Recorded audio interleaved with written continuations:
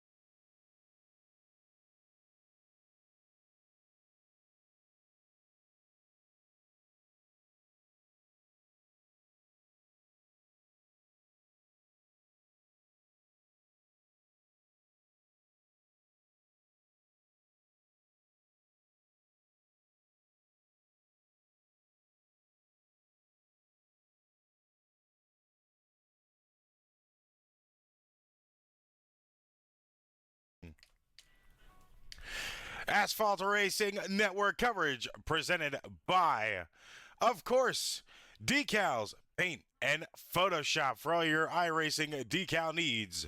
And of course, Young Hitter Collectibles for all the new and old vintage Lionel, Action, and Winter Circle diecast. Be sure to check them out.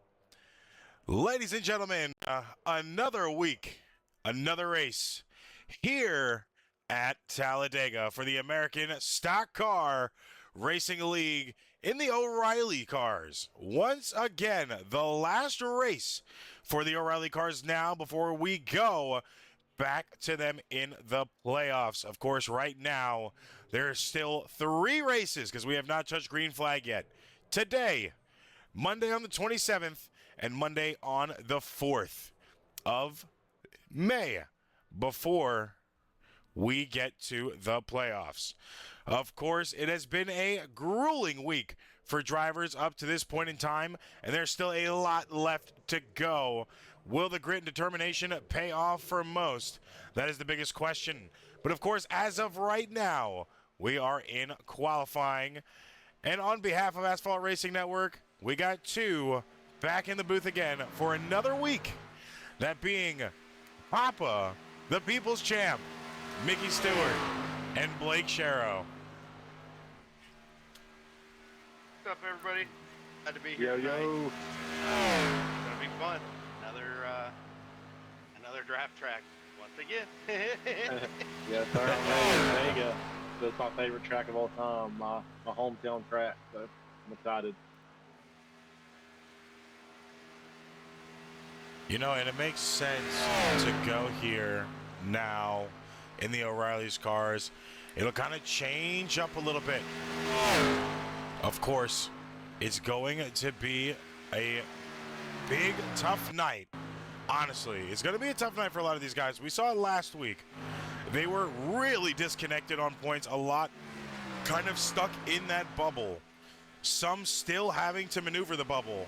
I mean, it's literally the perfect turning point in the season. Races are about to hit a very tight margin on points. There's going to be stories everywhere. Of course, we will break into headlines, the mid-pack chaos, and of course our talking points throughout the rest of the night. So keep up with that. Obviously, as of right now, Daniel Holloway is literally the championship pictured winner at this point in time. I mean, you could practically just print out a picture of him and put it up on the ASCRL Season 1 wall at this point, right? Yeah, I don't see why not. He's proven week in, week out. He belongs up front, and he belongs in the lead with these points. Yeah, I agree on that. He just had a great showing so far. And I know he's going to get most of the spotlight tonight, but I'm also excited to see the guys that are fighting for that last spot for the playoffs. I know we still got a couple weeks, several weeks before the playoffs, but very interesting to see who's going to get that last spot. I mean, I feel like that last spot's going to come down to the last race. As tight as everything has been for these drivers right now, in the last few weeks, I don't really see anybody being able to pull away with a lead, or let alone try to really hold the lead comfortably, other than Holloway at this point in time. I mean, Holloway has had a insane breakout pretty early on, and he's held that point. Of course, Horst in second still right now, trying to fight back, but there is a big 70-point difference. So, I mean, a lot to have to worry about right now with first and second. I mean, 88 points is Joshua Riddle in third, Dalton Gibson 89 points back, and Banky in the top five at 105 points back. I mean, but still, the battle between the top six is very close. I mean, like I said, only 18 points behind Horst is Riddle. Only 1 point behind Riddle is Gibson.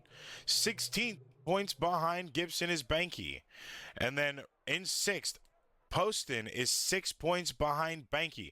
I mean, it's literally tough margins across the entire top 15, top 10 drivers.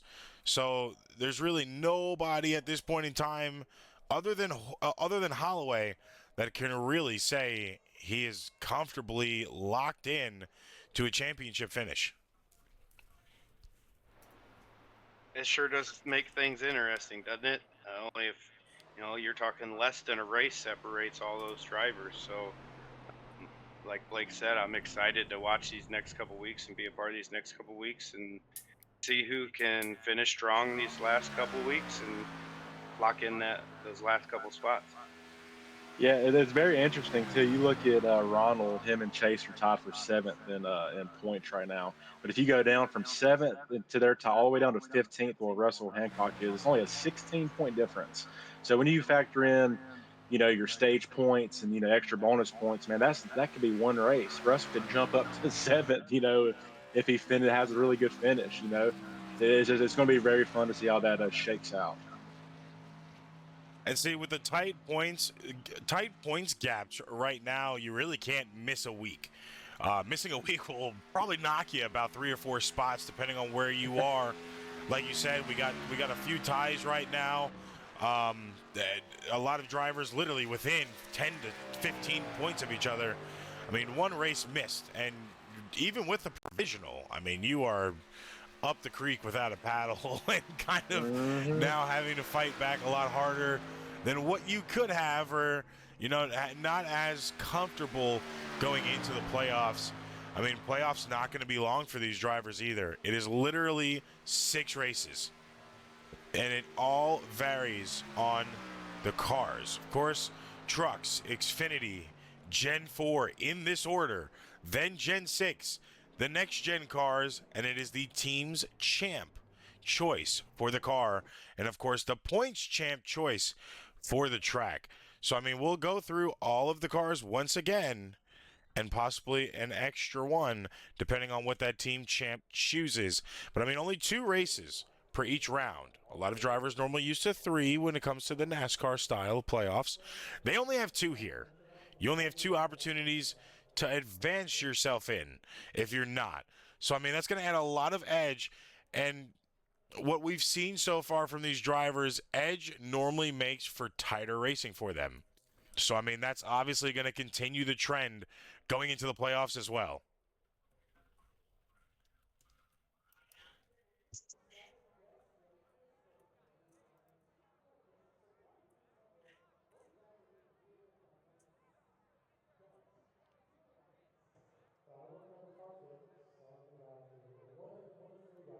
Why did the title not change?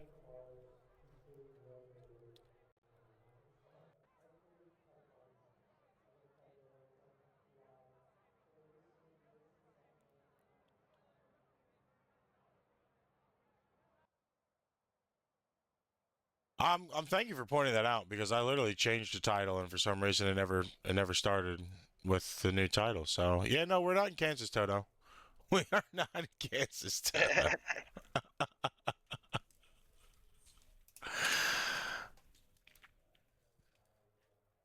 Yeah, I had to manually go in and change their hockey, so. in Bama, bud. Yeah. Hey, look, I don't control. I'm just a graphics guy. I don't control anything else. Of course, a few drivers still getting their qualifying times in now. 4-car of Corey Rainey on the track.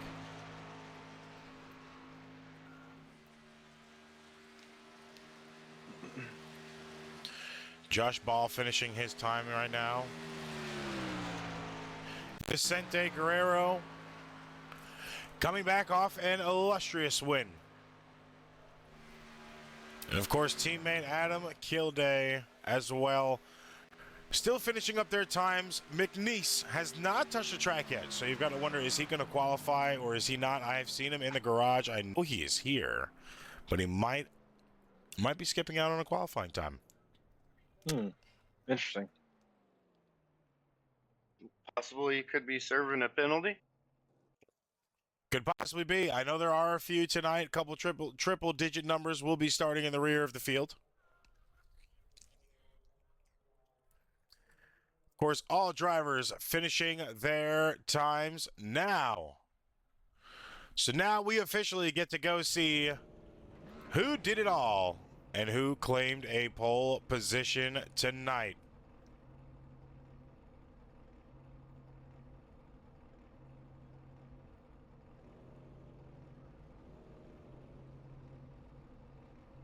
Fun.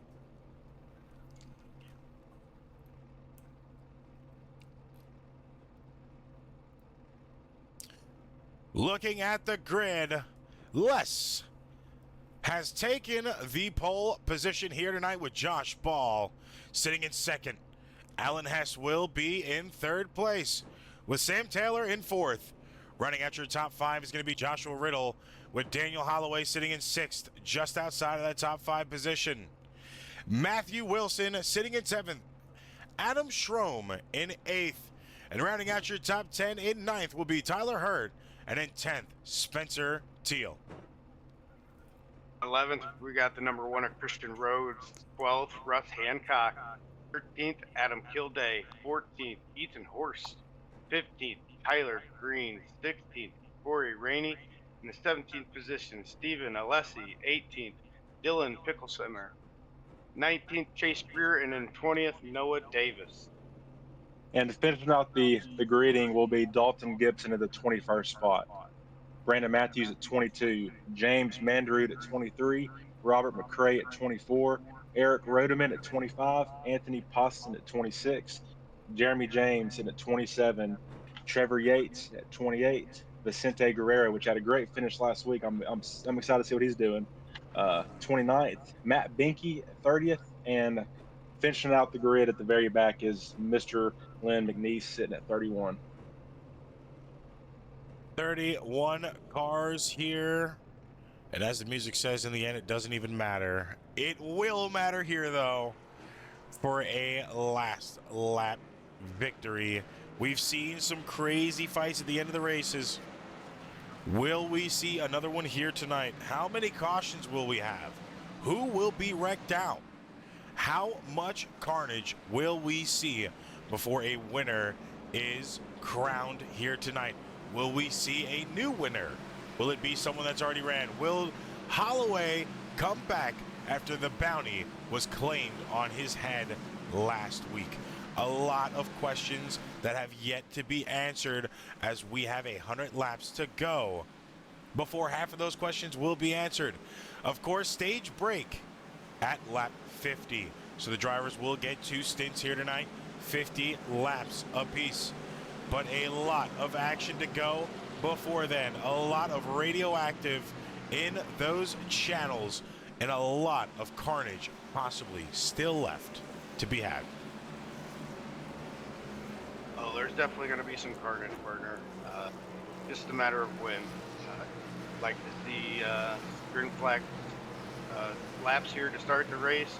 Like we talked last week, if you can't finish the race if you don't make it to the second half. So, boys, let's try to make it to the second half, and then we can make our moves then.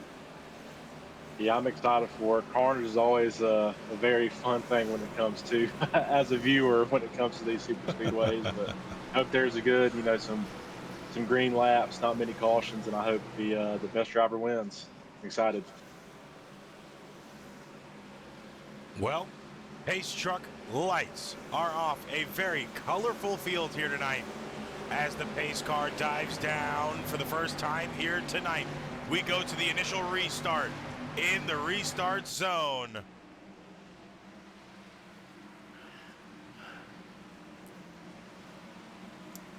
Levy takes us to green flag. Let's go racing, boys. It looks like someone already hit the wall on the inside off that restart. Looks like they're moving forward a little bit, and there goes the caution. Very quick. Seems that the 9 of Taylor might be having internet connection issues. So I believe we had a network issue towards the front there, and probably safe to go ahead and throw that caution now. Hopefully give us a chance to get caught up and reset here. We don't want to start on a bad note like that, so I'm cool with this caution. I think it's the right call. Yeah, it looks like Anthony Poston in the 31 as well as Chase Greer in the 40 had some problems. 40 hit the wall pretty hard at that around pit lane exit, so it looks like he's going to have to go into the pits, and he might have to use that quick repair because he hit it pretty hard. So, I didn't even see that. Good eye, kid. But you could even see it before the green flag was taken. That 9 of Taylor having network issues early on in the front before they even hit the line. He was ghosted on the other driver's screens for a decent amount of time. Of course, went up to the high side, but still just a bad situation as he tried to let everybody go to the back, or he tried to go to the back and let everybody go around. Just wasn't a good time for that to happen. Of course, first lap, things do happen. Wise decision, like you said, to throw that caution now.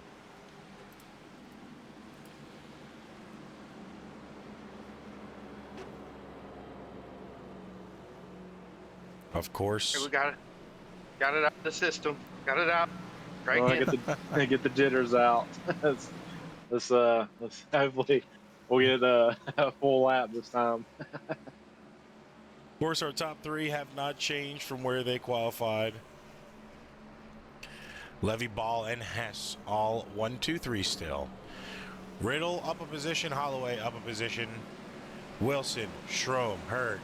About the entire field up a position now. Few have moved pretty significantly so far with just a few seconds of green flag racing. Everybody within the top 10 though has only been up 1. Our highest mover right now is McRae sitting in 6th place, up 6th, as well as Jeremy James up 6th. Guerrero up 7, McNeese up 8, and then we have a lot of drivers down a few laps. Greer down 11 spots. Hancock in pits this time down 13. And of course Gibson down 8. So I mean, still early in the night for these drivers to get their spots back. They are on lead lap, so no worries there. We're going to see at least 2 cars stay out now, or a few cars actually stay out. Some went in. Hurt, Mandarood, Hancock, Kilday, Rainey, McNeese, Gibson, Greer, Poston, and Banky all into pits that time.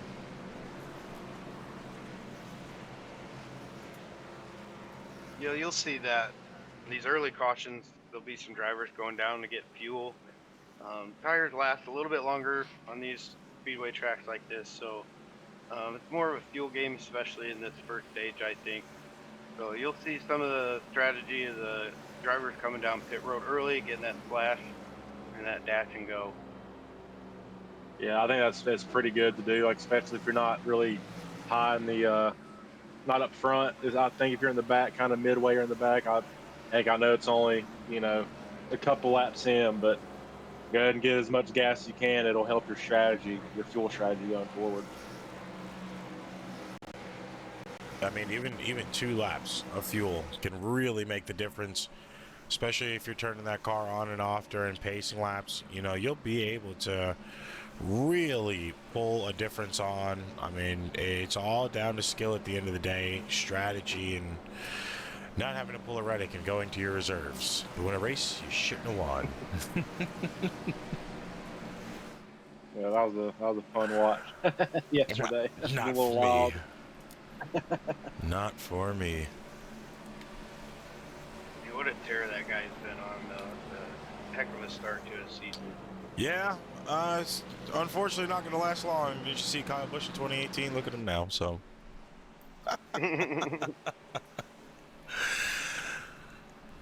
Not many people really what seems to be wanting to go to the high side, and I just got kicked out of sim again.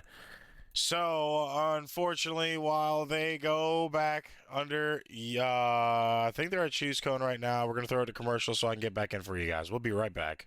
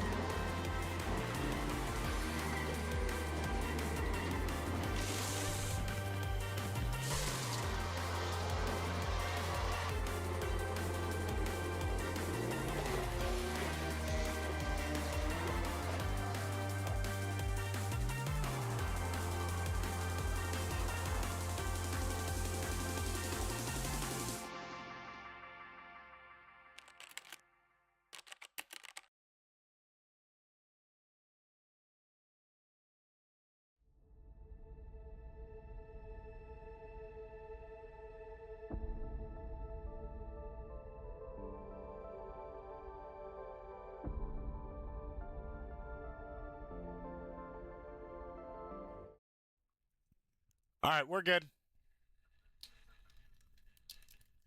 We have extended the caution, and thankfully we had got us back up here before the caution finished. As always, issues on iRacing before we get an update, and it's always that way for me. Hopefully it'll be more clear. It looks like the 71 car went low and hit the 69 on this caution lap. That's why that it was extended an extra lap as well. I don't know. It looks like he had some problem with his wheel.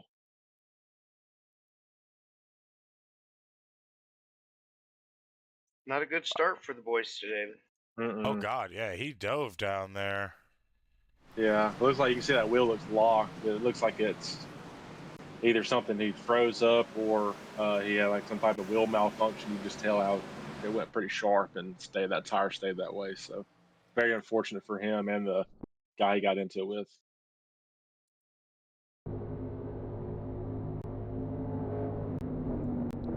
Oh yeah, his wheel literally locked up, which Weird. tough situation to be in, man, especially in the middle of a race, because sometimes you actually have to exit out the entire sim just to do that, which could potentially put him laps down now.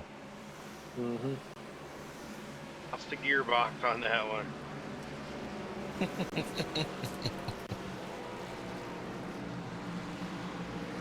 Now, of course, 62, your pole sitter, still your leader at this point in time. He's going to be taking us back to green flag on the low side.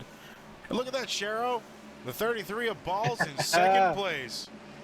I was waiting to bring him up, so but I'm glad. Hey, last week at Daytona, he on the restarts he did really well. He would be, starting in 8th place, 6th on the restarts, and he would get in that high line and cruise right to the front. So I'm curious to see how it's going to be here. They're in the same cars as last week as well, so I'm curious to see how it's going to be at Dega today.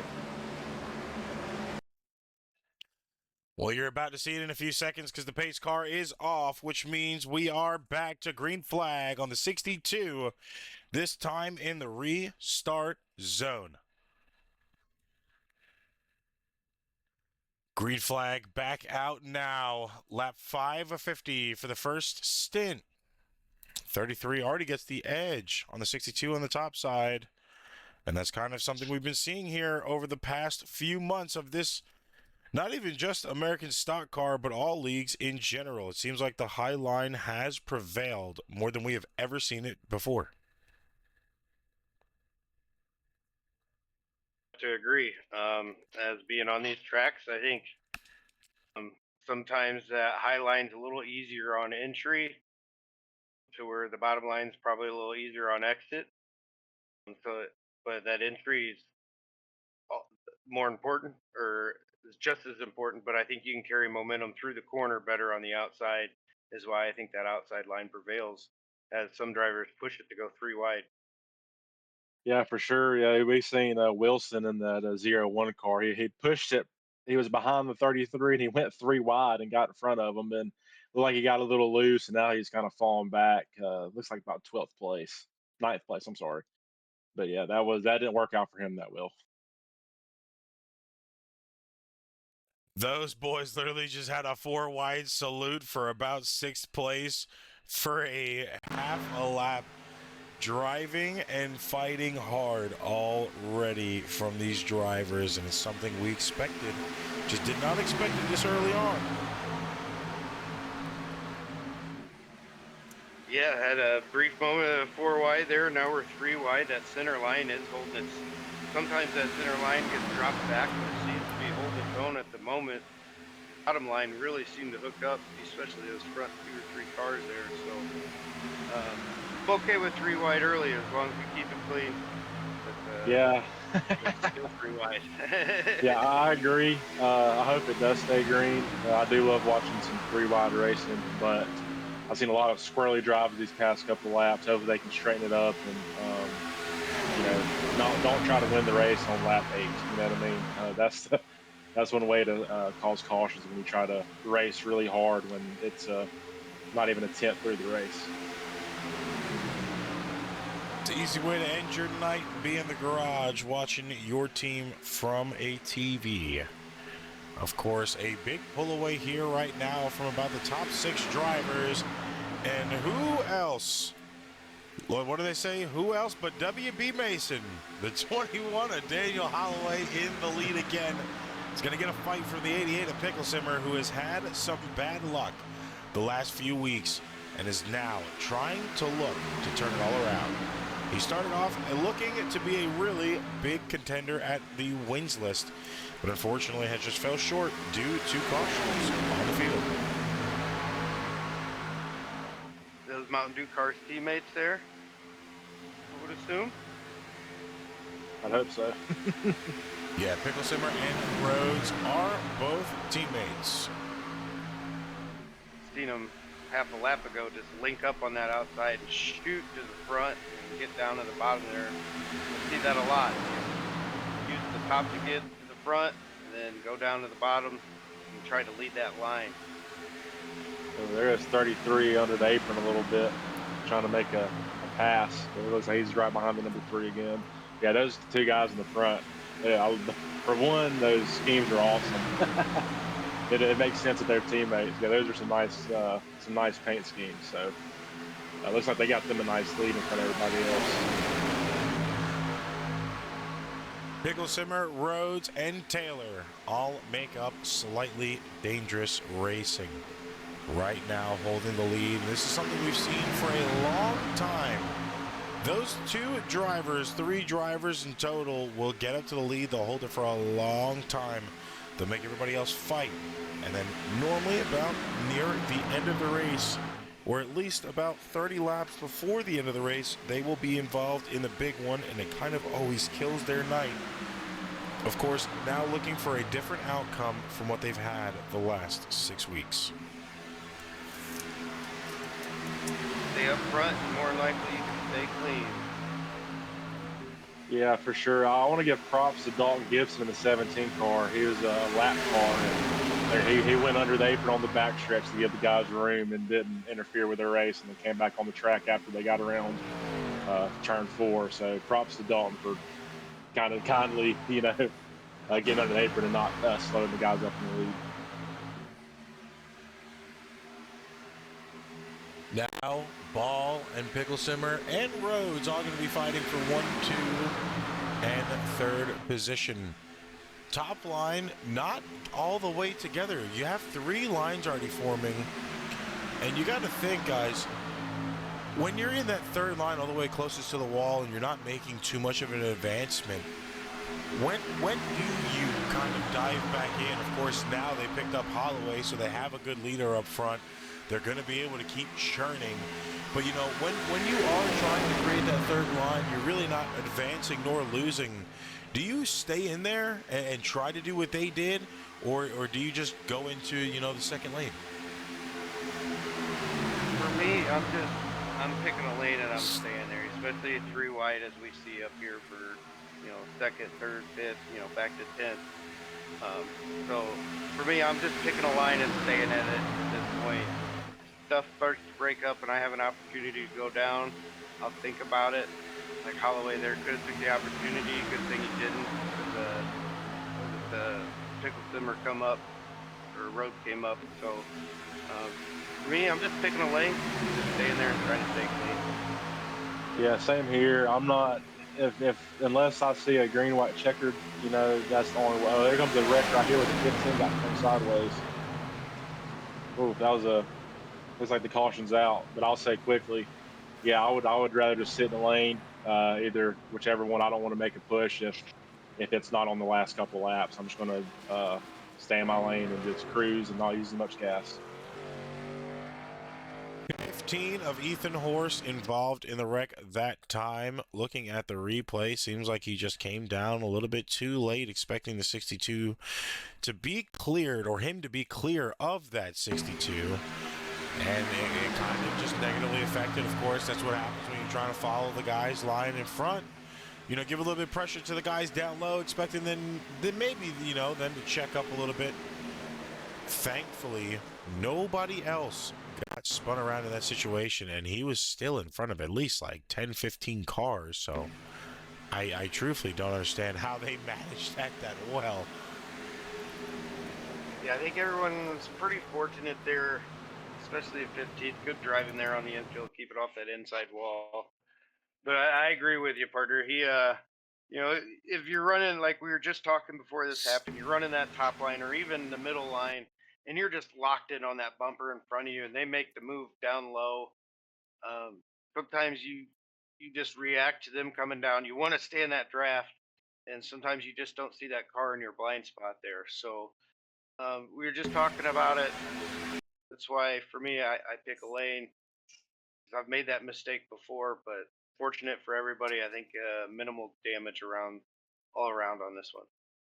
Yeah, that's very fortunate. Not every day you see someone go sideways at Talladega and there's not a massive pileup or cars flipped. Luckily, he got sideways. There's a little bit of contact, but as Mickey stated, he did a good job on the infield and keeping off that inside wall, and everybody else did a good job just staying straight, not freaking out and turning that wheel too hard. Everybody did that. It was just very impressive by everybody to keep it pretty clean.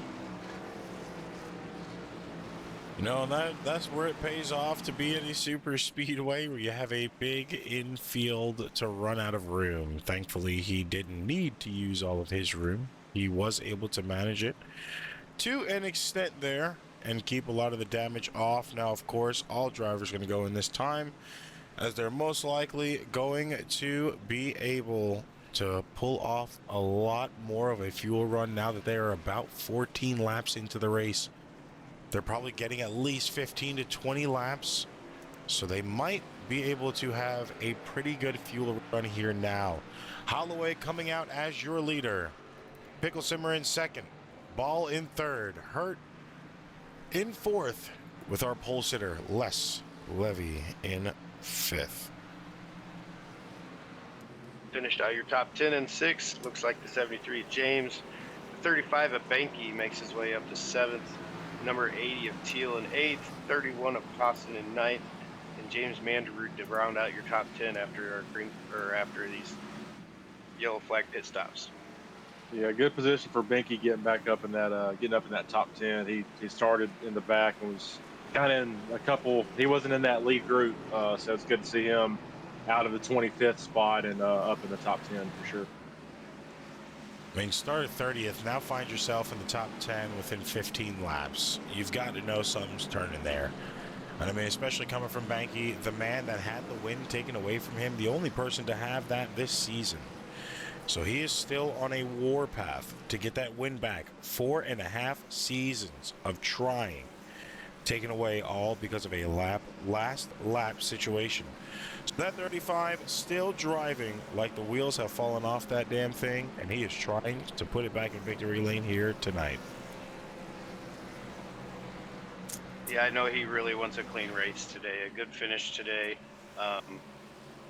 Just stay in contention for them playoff spots.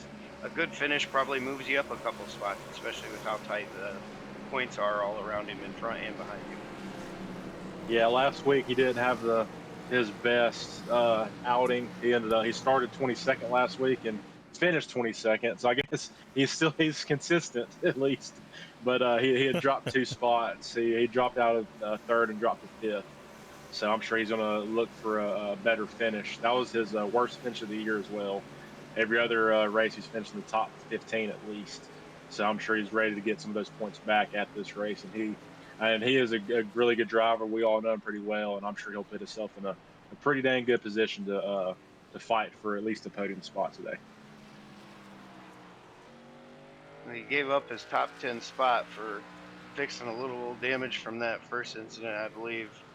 So I believe he's probably all fixed up now, back, ready to go.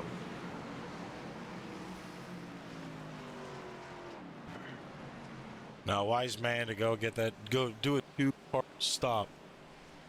So you don't lose too much time. You don't go a lap down. You can come back out, still gain a somewhat of a position, and, keep on driving. You can see we have a couple of cars a lap down already, so you go a lap down, then you're battling everybody that's a lap down. And this track, anything can happen. You can go from a lucky dog to not a lucky dog to not finding a lucky dog at all. So definitely want to stay on the lead lap. Yeah, for sure. And one thing that we touched on last week at Daytona is when it comes down to having to get your damage repaired, it's good on these tracks. You can shave off a lot of time because it takes a little while on these caution laps to go one lap. So yeah, good that Binky's back out there on the lead lap, and I'm sure it will be fun watching the guys that are lap down racing for that lucky dog position. Of course, everything should be back to green flag racing. This time by as the pace car goes off. Daniel Holloway is your leader with ball on the outside. Holloway will take us back to green flag, this time in the restart zone for the 3rd time. Late start in the back end of the box by the 21, and that he thought that was going to pull a lot of people off of him. It kind of shook up the top 5. Top 3 are the only ones close right now. So, I mean, it kind of benefited him to an extent. But you got to wonder, for not much of a move, these drivers have to know that is his strategy after so many wins. And having to kind of see that bumper a lot for those drivers. There's a lot of strategy in the restart zone. It's one thing that NASCAR and iRacing really, when they implemented the restart zone, was looking forward to. You go early, go late. But you can see with the strategy that 21 puts himself lead car on the bottom line. Yeah, and I'm also curious to see what the best line is going to be for this race on the restarts and just during green flag race. And last week we could easily tell that it was the outside line that was really good. So I'm excited to see what's going to be the best line. It looks pretty head to head. so far on these restarts. Nothing looks a lot better than the other. I see a lot of, it's mostly that third line people try to get in. But it looked like he got bumped a little bit. Holloway did. He's back on the inside lane. I mean, to be honest, that third line might be the way to go. As we're seeing, you're getting a lot of draft. Not only are you getting draft from the cars in front of you, but you're also getting the side draft from the both lines below you. And they've been able to get a pretty confident and comfortable run. Of course, third line really hasn't started right now, per se, after the third restart. But we have seen them burn all the way up to the front pretty quick, as there is a huge split going on in the back end of the field. Yeah, it looks like we had some contact between a couple cars. One went up to the wall. Everyone was able to keep it straight, so no caution. Keep on racing. Yeah, I just want to point out one more time, just the front of this field is so beautiful, these paint schemes. They are just awesome. It sure is colorful. Yeah, you got the Mountain Dew cars up there, got the Castrol, the Nerds, the Red Bull. It looks really pretty out there tonight. You know, it makes me want to hit that rear chase cam. Come take a look at all these cars. It makes me want to hit up David Callahan and get another paint. That's what it makes me want to do. It's Throwback Thursday. Yeah, it is, and already I've given him enough money. My wife probably ain't too happy about it. We'll go through our top 10, looking at all of these paint schemes, man.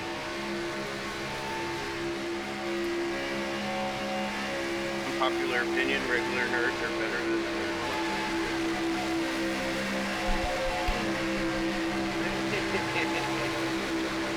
I don't know, man. It's a close call there.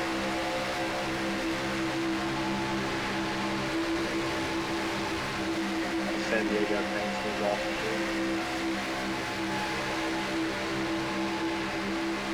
There it is, right there. Tyler Hurt. Shout out to Hot tamales. Okay. Hey, Maker's Mark. Yeah, was it Bobby Labonte? Yeah.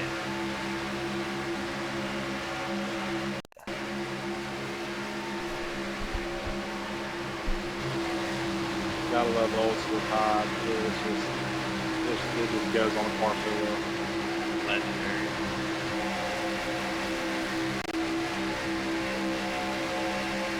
Last winner. I like the Jurassic Park cars. Brandon Matthews rocking the Glock scheme. Thanks a lot. I love it.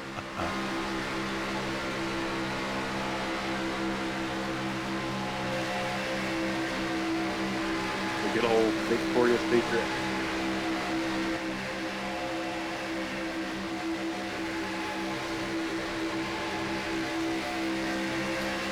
Go Western Auto there. Little Waltrip throwback. Beautiful.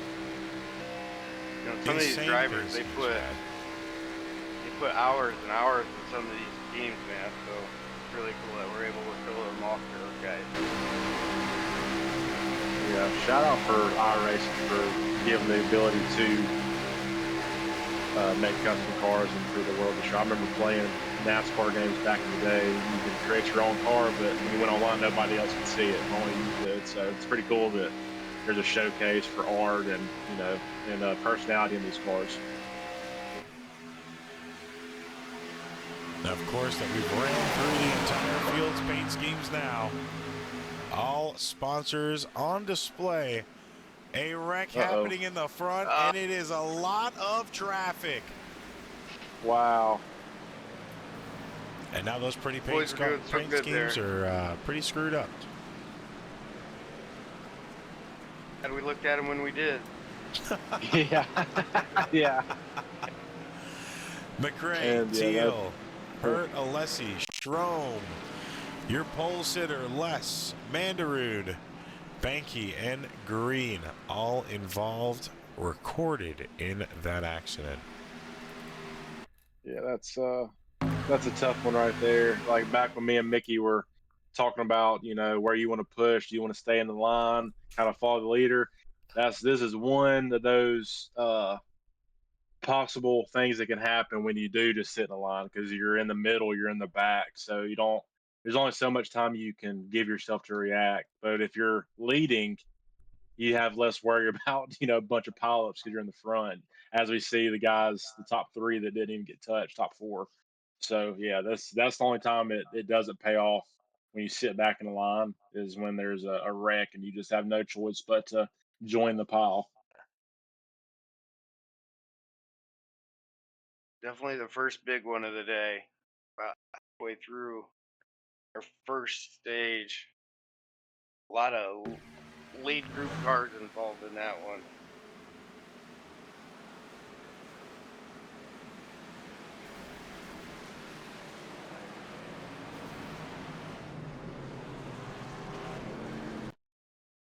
Well, Bobby Labonte's team getting lift off there.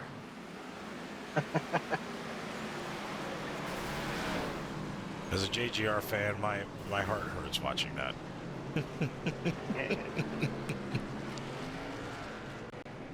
Be curious to watch the 87's cockpit cam. He gets turned around sideways and turned all the way around, looking the wrong way on the track. Like to see the size of his eyeballs.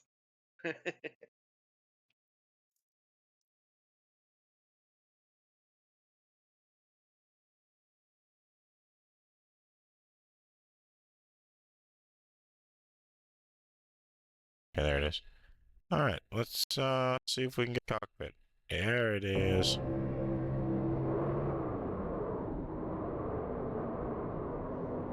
Hey, he had it. He flipped the wreck himself. Yeah, that's tough. Wouldn't it be very nice to have some type of face cams for the driver just to see their reaction in real life? Just to, then you would see their eyes popping out. You'd see people sweating, wiping their face, and just it'd be very fun scene to watch. We've done that in Naris. Sometimes it ends well. Other times you see people beating their desks and banging through their gears. It was like an earthquake from just hitting the desk and that can moving around. Just depends on We've the all quality been of there. racing. We have all been there. Yeah, I myself have been there as well. It's normally in officials though. I've witnessed you there too in the officials. Yeah. I've done the same thing. Let's not bring up the Daytona 500 special event, okay? That's exactly what I'm bringing up. Yep. Let's leave that in the past till next season. All right. Had the privilege of watching that one myself. Yeah. I also watched Mickey in the Daytona 500, and I think his ended pretty early too. 8 laps. Actually, you were actually leading yours, Gosh. Tyler. You had the most laps led on yours until like the last maybe 20 or so laps. You'd got taken out by somebody. Yep. Killed my entire 2.5 hour run. Mm-hmm. I had 45 out of 60 some odd laps led. Next person up was like 30. Yeah. Guy that was pushing me, that was ready to push me to a win, got the win. Yeah. Mm-hmm. Not happy about it. That's the 500 though.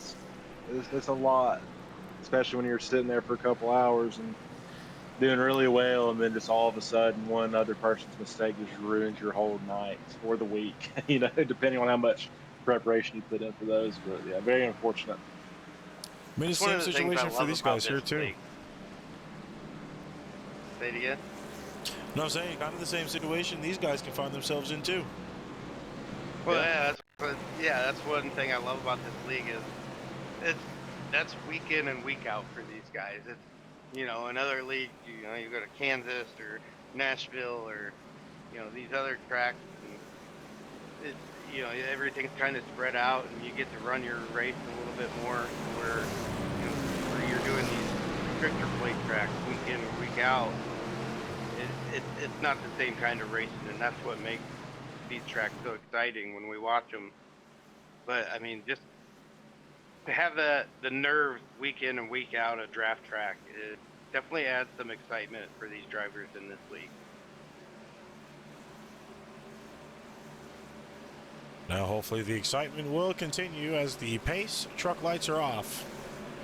And we will go back green this time. Now with the 01 of Wilson in the lead next to Pickle Simmer. Posted in third, Hancock in fourth, and now Ball rounding out your top five.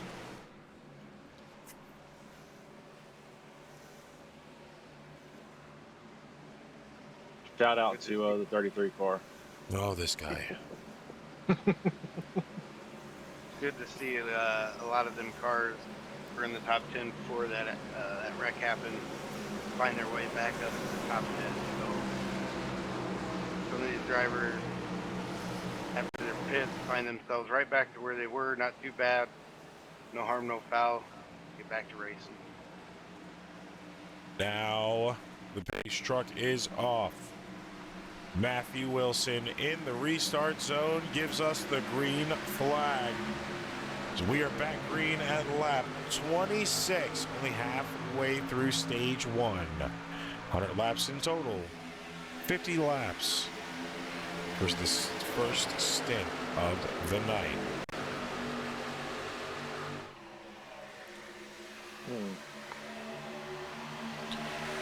Top five really pulling away. Well, yeah, it looks like Pickle Simmer took that outside and is fighting for that lead. And here comes the 343 as well outside. There's that third lane popped up for a second before 88 got on the lower side back in the group. I mean, it was The about 343 and the 21 just had a heck of a run, and there was no lift, and they had to go to the outside. Fortunately enough for Pickle Simmer, he was able to get down in that bottom line. Oh, Pickle Simmer just got turned a little bit. He was able to save it. As soon as you said his name, Mickey, the guy got bad. It's all right. I commentator's curse Saturday, so might as well bring it on Monday too. Hell of a save. Literally, at least it didn't go as bad as Saturday. I was like, well, we've been doing so good without yellow flag. A caution. Never mind. So, can't get worse than that. Russ Hancock now in the lead for the first time here tonight. And the 21. Oh, dear God, I commentators cursed it. Did it again. You gotta love it. I mean, Guys, that is another big one. There's a lot of drivers popping up on my screen of off track. I think that's Tyler Jones EOL right there. That is that's a EON. That is an end of night for a lot of drivers. Holy hell. A lot of drivers caught up into that one that was caught up into the last one. And like you said, they probably use that fast repair. I imagine there's a couple of cars that's going to be going back to the garage and not coming back. Yeah, I agree. Just I agree. Just have blame Tyler for it, drivers. If any of you are watching.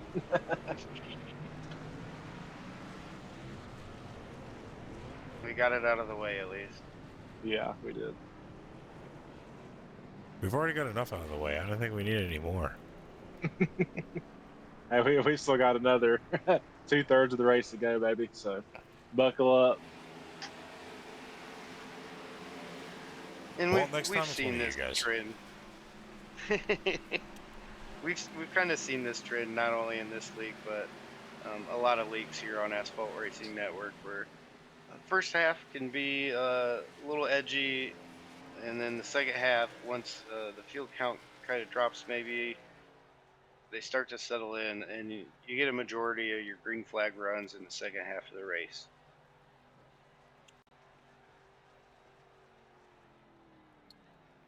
I mean, hopefully that's something we're going to be seeing here. I was just about to say, hopefully that's something we're going to be seeing here today. You know, it's It's a little difficult, but I mean, there are a lot of drivers that know what's at stake right now.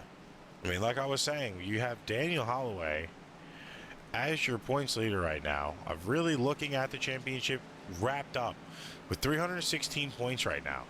He's still the class of the field with 3 wins, top 5 consistency on point. But of course, races could slightly compress his lead depending on what gets thrown at him if things were to happen. Of course, he's already done enough, but has he done enough in total? Or is the reset about to bring everybody back to him? Of course, Ethan Horse, 246 points, 70 back, like we said earlier. He is quietly consistent, but he has no wins. Of course, drop races may not help as much if he doesn't have a bad finish to drop. For him, it is consistency versus winning.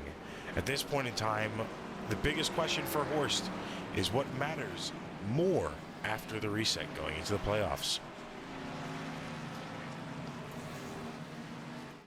Yeah, the reset will be fun and kind of cleans the slate for some of these drivers and able to close the gap on some of the drivers that are out front.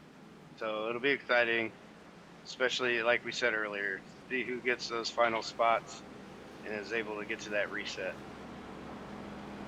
And yeah, Holloway is in the lead, but as you mentioned earlier, Tyler, you miss a race, something comes up, and it's a whole different ball game. People can really close the gap, or all it takes is one unlucky race, and Holloway is in the back of the field, and and second place gets a good finish, and it changes the landscape of the whole seeding as well.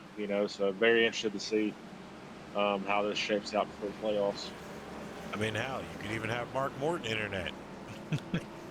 Yeah, yeah, he really could. Just one bad internet connection night because Spectrum's messing with the damn lines outside your house, and there's 50 points.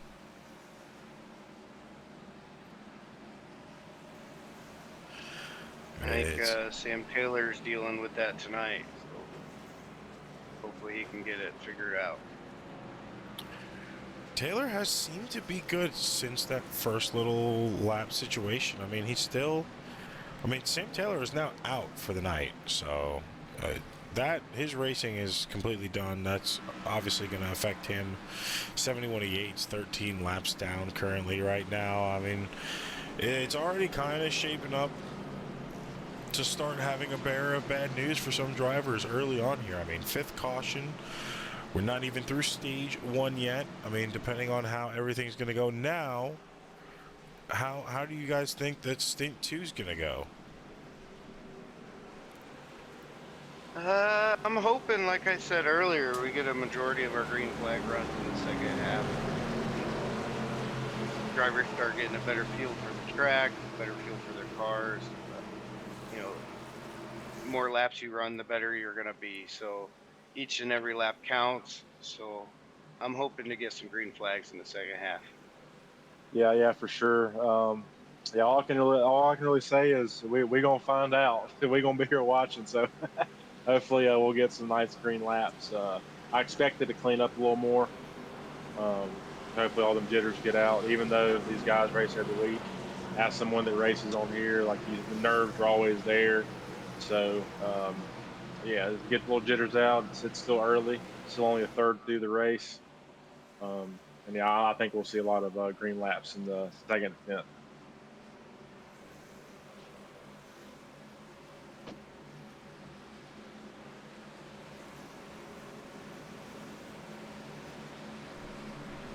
Okay.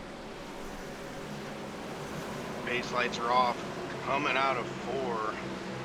Here we go. Getting ready to go back to green after our 5th caution. Pace truck. The track. Your leader Holloway. 343 Hancock on his outside, coming to the restart zone. It looks pretty low as well. He didn't get a good restart at the 343. He was kind of lined up off, but hope that won't hurt him too much. got the 17 that Dalton Gibson on his bumper. They're closer than the bottom line, so you'll see them kind of maybe even gain here, even though there's more cars on the bottom. When you can get locked up like those 2 cars on the outside, you can start to gain some momentum. Yeah, for sure. I wonder who's going to be the one that pops it out 3 wide to try to make a run. Looks like that bottom line's pushing. Coy Rainey's on the outside with a decent little spot. There's Binky. Look, Binky just put himself in the top 5. So it's good to see him crawl back up after starting the back. He's back. They left Rainey. They left him on an island by himself. He's going to have to hope that someone gets behind him, or he's going to have to slide on in, or he's just going to keep getting past. And that right there just shows you how important it is to have another car with you. Just you can see him dropping. Excellent patience by the 4 car, trying not to force nothing down low.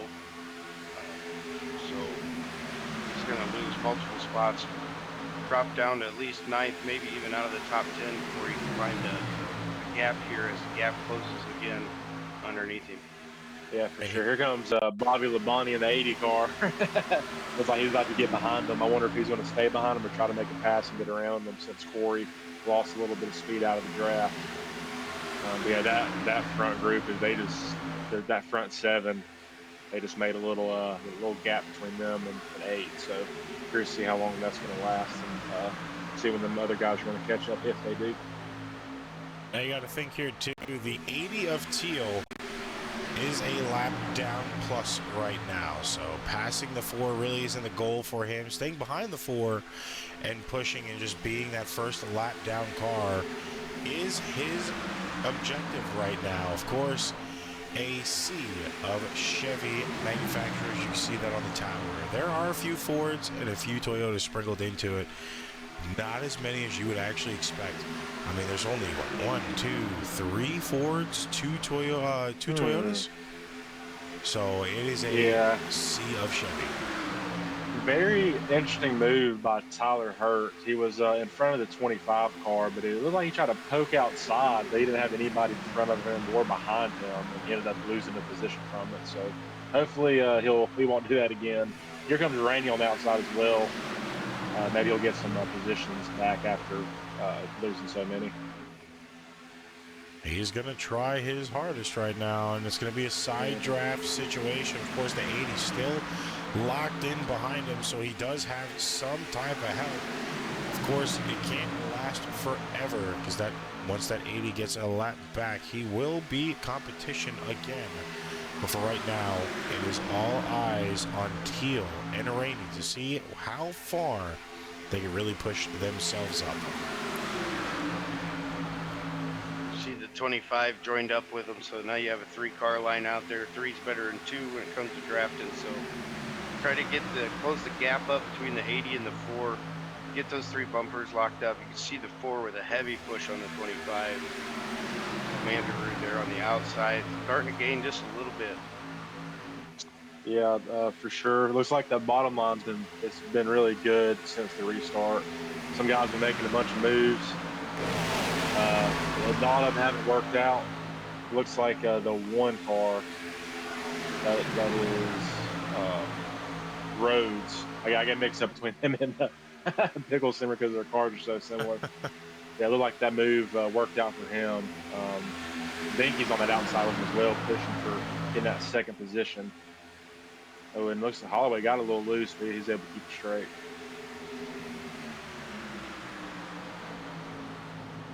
It is going clean and green.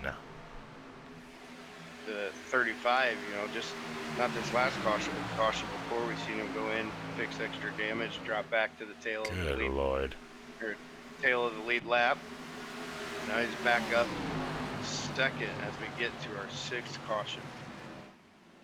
Just had to say something, huh? 2 for 2, man. 2 for 2. That happens, man. No, I should have just shut up and let Papa Mickey keep talking, because that's what I get. You mean you Grandpapa Mickey? I'm getting old. getting there, boys. Appreciate the shout out the other night. Of course, man. Well deserved. So One on and off the track. Seems like there was no actual wreck for the caution. That was just a situation where you had a car really slowing down off pace. Everybody was able to maneuver around, but they still threw the caution out just so they could clear that car off the track or get figured out what's going on and if that car can regroup with the rest of them. So of course pits are going to be open this time by regardless, as somebody's now getting their lap back.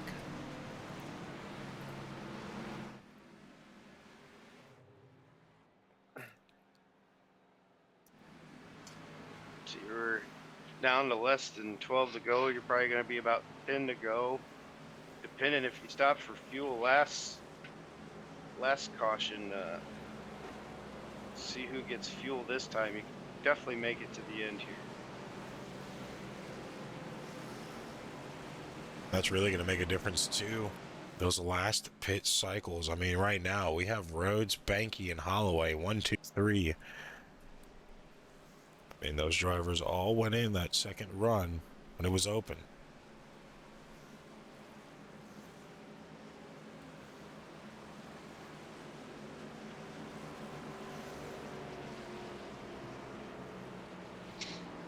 Yeah, I hope to see Banky have a good finish in the first stage with him.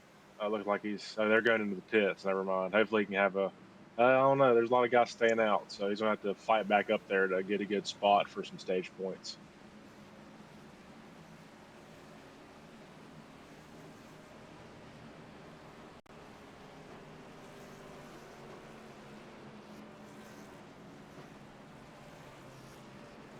Well, now it comes down to it all.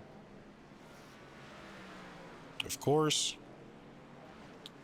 I mean, caution can still happen for stage 1, but knowing these guys, they're not going to want to finish a stage under caution, so hopefully they will keep it a little bit cleaner than what we've seen here the last few laps. Of course, still not bad racing at all, even with the caution. So, I mean, you know, make sure that is said. It's not the worst of racing because there are cautions coming out. Of course, it would just kind of change up the tides if it was to stay green now with a few drivers going in pits compared to the rest of the field.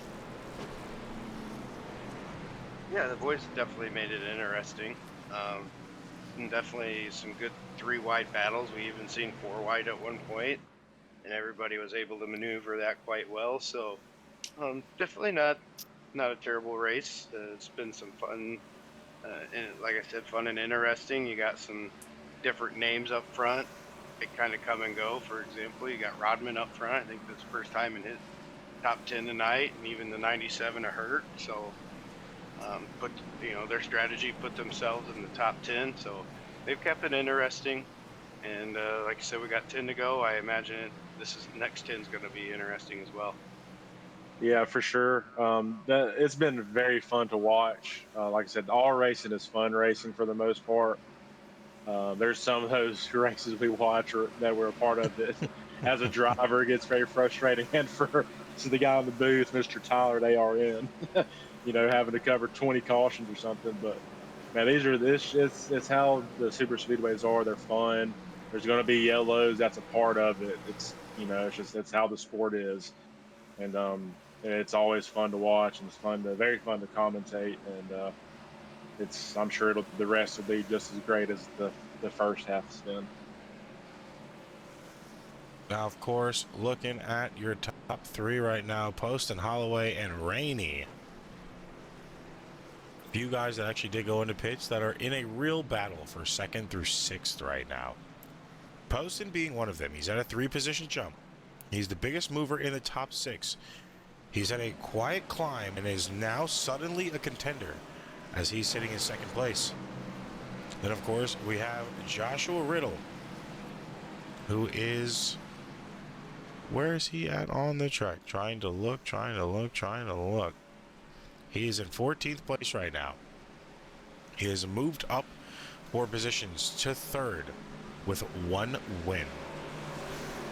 He's trending up at the right time. Of course, momentum driver entering the reset phase.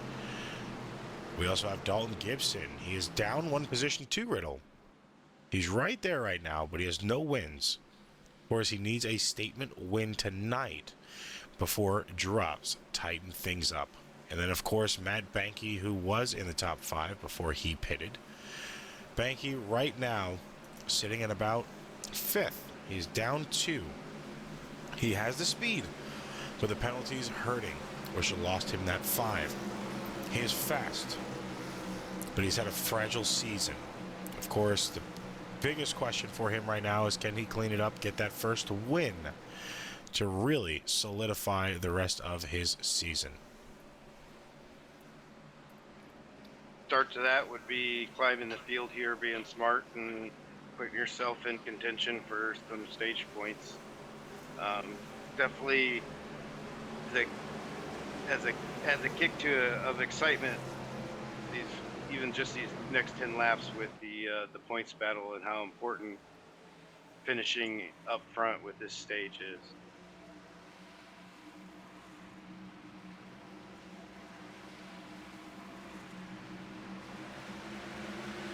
Of course, green flag back out now with 11 laps to go, 10 this time past the line, to decide who will take a stage 1, or however you like to call it, a stint 1 victory. See 3 wide already. 33 diving to the bottom.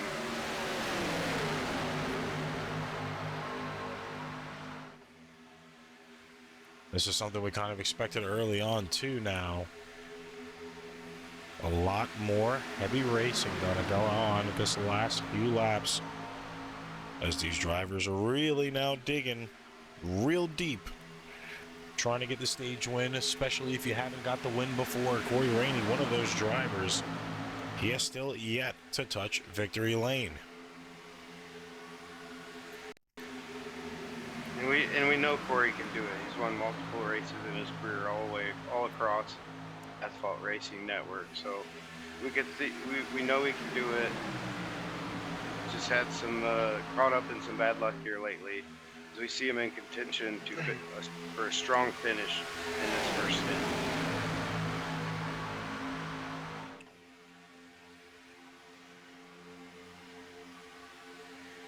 Of course, who else would it be in the lead other than Daniel Holloway? Picklesimmer not too far behind. Right now, drivers knowing Holloway is the man to beat. If you could beat him now, it really gives you an advantage. Coming into the reset, you know exactly what needs to be done to be able to knock him off of a high horse. Of course, we've seen Guerrero do it last week. But now Picklesimmer coming out even stronger here tonight. Holloway now down to 5th place, Ball in 2nd. Top 5 really shaking up here with only a few more laps to go. We just had a car shoot off the inside too. Go down to the bottom. Oh, that was Banky. Oh no. He was battling to get himself into a top 10 position there. Watching him on the track. Yeah. Car comes down, collecting. Yeah, that's a 12 comes down. Hit.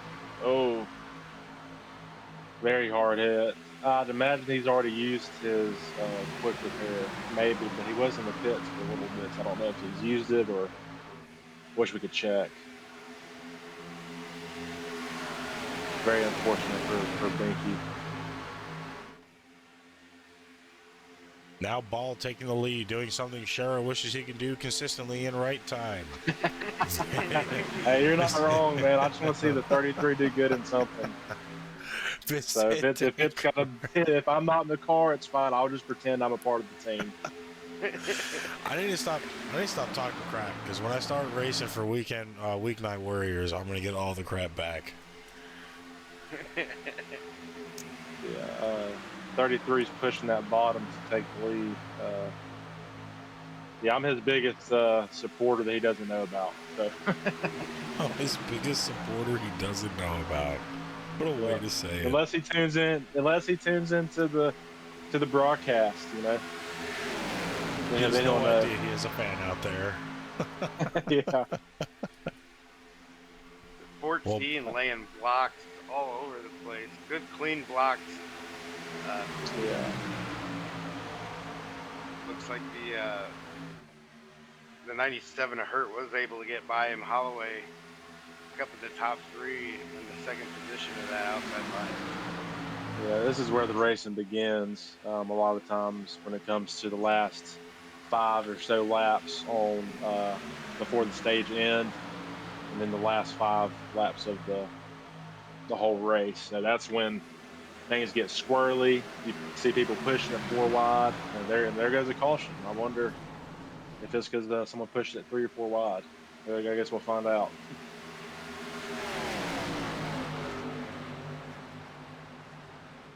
You kind of see it building there. Like you said, the last 10, 6 laps, 3 laps is where the racing really begins, especially when you do stage racing, and you start to push the limits or the envelope of squeezing in the gaps or even getting closer to that bottom line for that side draft. You just push the car a little extra, and sometimes it can cost you. Yeah, that was a big pile up.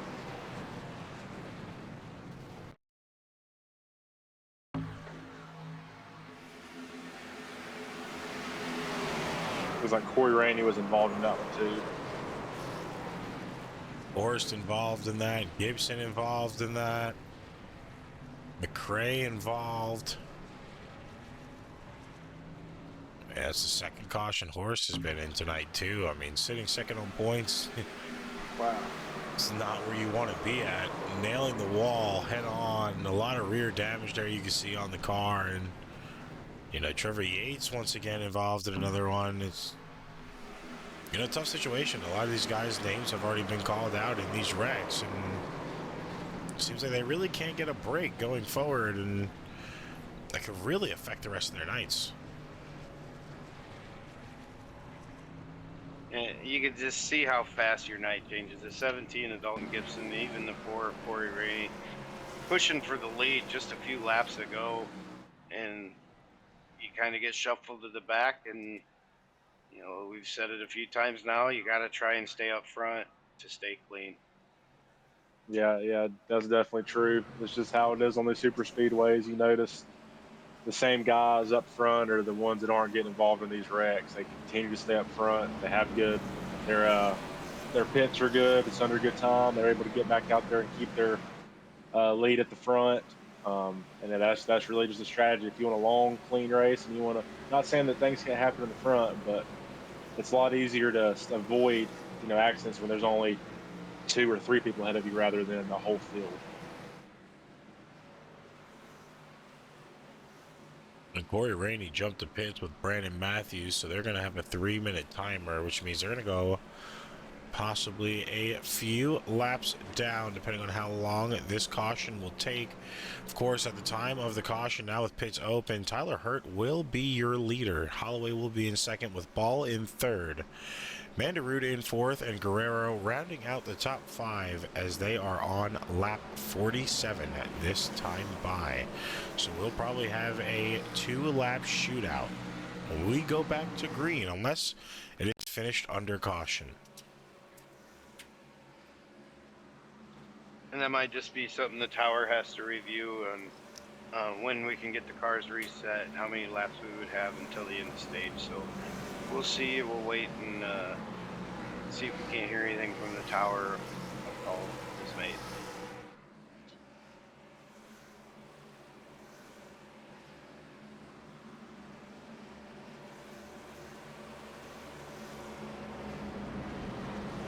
A very crucial job on a racetrack as well, other than being, a part of that pit crew team, is having to be in that tower. A lot relies on you on a weekly basis, on a daily basis even, and you know, having to be that person to make a quick judgment call when the rest of the field is waiting on it is a very big part of racing. And unfortunately, this is another call that's going to have to be made pretty quick, consistent, and fast. I mean, with a lot of drivers involved in this one, you know, it's gonna take a lot of time to not only have to review this, but of course then to have to make a final decision on the operations coming back from a caution as well.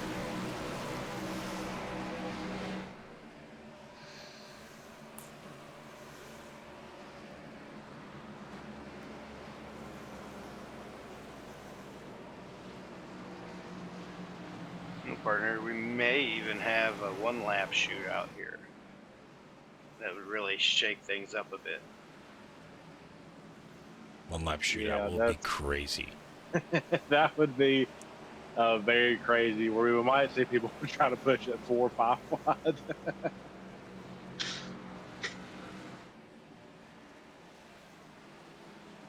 Lights are off on the pace car. They're stacked up 2 by 2, so it looks like we will be going back green for a 1 to 2 lap shootout, which is either going to hinder a lot of drivers here or it's going to hurt some. We're going to find out. We got the best seat in the house to watch it. I am here for it. Right over the start-finish line on the grandstands. Yeah, as you mentioned about race control, I'm glad we're not the tower. I'm glad we're getting to kind of just sit back and enjoy the race instead of having to worry about giving out penalties and things like reviewing cautions. Because, you know, when there's a caution at Dega or Daytona, it's usually a pretty big pile up. So, yeah, we got the good jobs watching from the broadcast. I have tried race control once. It is not for me.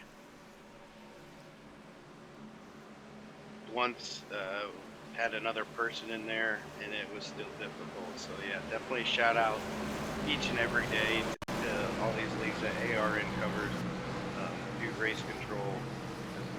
It's not an easy job. Sometimes it's a thankless job. So shout out to all them guys. Now, Hurt and Holloway, this is the story to watch right now. Will Holloway advance another stage into the books for himself tonight? Of course, like we were saying, drop race chaos incoming within a few weeks. Will it affect Holloway, or will he keep having that run he's had now? A little bit of a stack up on that bottom line as the 33 just mistimed it a little bit. We are back to green flag now with 1 to go. It is Hurt and Holloway fighting for the lead. Holloway gets it over just by a quarter. Still holding it into the turn, but of course on this straightaway, that top line is going to start to get that run it deserves. Will Hurt take it back? There goes, looks like Mandarin thought about pushing 3 wide and got back behind Hurt. So this turn at 3 and 4 is going to be very interesting. They need to keep this line straight. 3 wide for 7th, 3 wide for 10th, with another 3 wide right behind him. Top line's trying to start running now. Mandarin looks to be trying to block, but he just put himself out of a position. Holloway in the lead, technically just got shafted out, and a huge wreck again. Oh my gosh, that's gonna be the end of the night for multiple drivers. That is very unfortunate, but man, that was tough to watch. Wow. Do we have an official yet for the finish on that? Because that looks like a lot to be said. Good God. Ball, Holloway, and Picklesimmer already towed to pits. Mandarud, Rodman, Hess, Horst, Strom, Ball, Davis, Guerrero, Taylor, all involved. Picklesimmer, Greer, all involved. Tyler Hurt jumping to pits as well. I mean, that is a tough one. The 33 just gave a bad shove to the 21, and it stacked the entire field. Barrel rolls on the top for Hurt. You got Holloway riding on top of windshields. Cars stacked 3 tall. Can we even 14 get on a on his finish? roof. Can we even see who passed the finish line is the biggest question. Yeah, that was very. It looked like the ball was hit in the back of Holloway. It looked pretty straight. It didn't like he hit, his right or left side.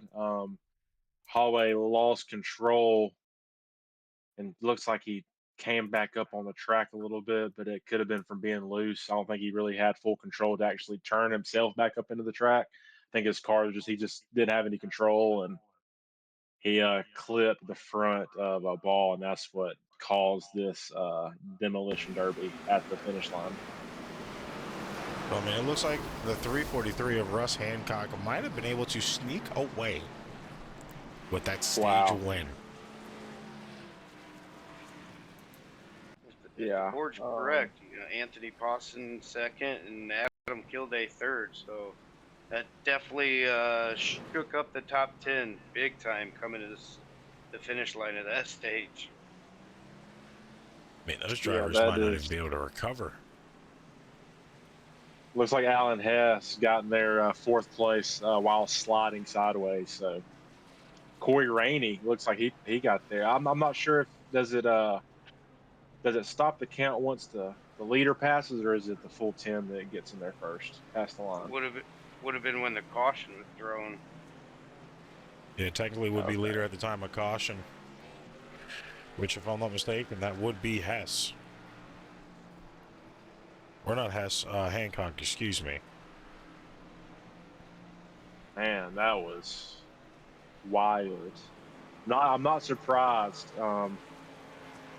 That happens a lot at Daytona and Talladega. You get extra crazy, coming to the front stretch out of turn 4, and it's just one wrong move when you got everybody bunched up 3 wide, 4 wide. One wrong move, and it's night for you and the multiple other drivers. So if we finish the first stage with 3 cars in the air, I can't wait to see how we finish the race. I'm scared. I am scared for the medical staff team tonight. Yeah, as we mentioned before last week, very lucky this is a simulator and these guys are not out there racing in real life, because it'd be a rough one to cover. Yeah, I don't think we would have a race to cover after that wreck. Yeah. That would have been a red flag. Down. You have a Ricky Bobby finish. Yeah, just everybody gets out of their cars, just runs to the finish line. I think the funniest part of that was how they were like, "Yeah, I hope they know this won't count," or whatever in the booth, but they still run and jump for the finish line. What a good movie that was.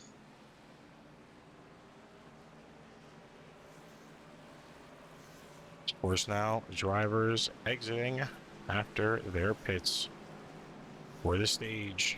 A crazy first 50 laps it has been. I don't think anything can top that from here on out.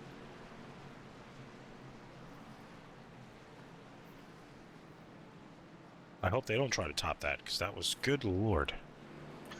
Yeah, I don't know if we'll have the amount of cars to be able to top that again. So.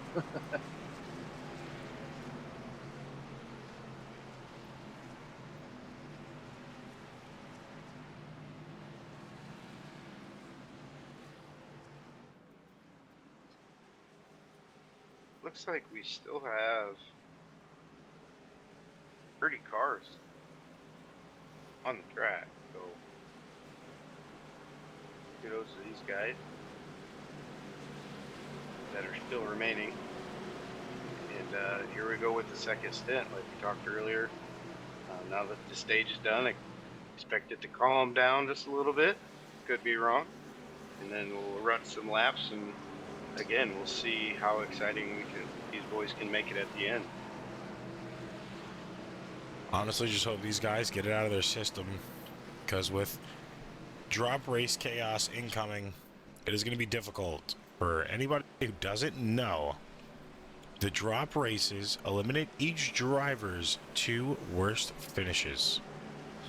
Of course, rewards are high peaks over consistency. It punishes drivers with penalties, DNSs, and bad races, and of course, mid-pack consistency without strong finishes.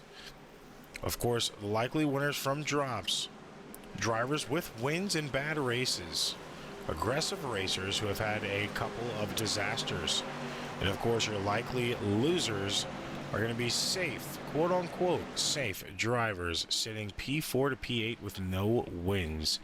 Of course, they lose their advantage. So right now, with this green flag, hopefully drivers start knowing, drop races are incoming, and it is not going to be as clean or as comfortable as they thought it would be going forward now with the next few weeks. A little more spice to the pot there. I like that.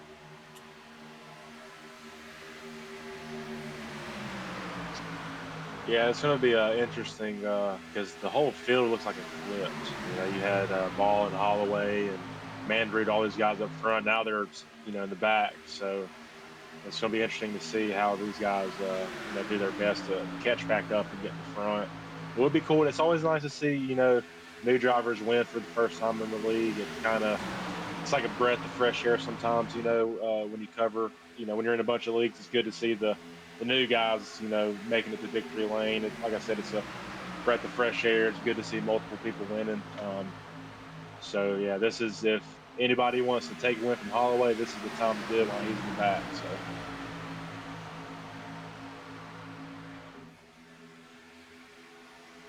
It's still going to be a tough feat regardless. I mean, we've seen Holloway come back from being down and out. I mean, of course, now being a lap down, that's going to add a little bit to the mix. But he probably will still prevail with a lot of the other drivers. I mean, we still have 46 laps to go. Anything can happen here, especially cautions. I mean, we've seen how the cautions work here. They have not been unfamiliar tonight. So at any point in time, some of these drivers that were just in that big one will come back on lead lap. The question is just when. Yeah, it looks like you got 10 cars on that first lap down. So a big battle, not only for the lead, but for that lucky dog position. So right now you got Josh Ball with a 33 in the lucky dog position. And then Holloway about 3 or 4 back yet. So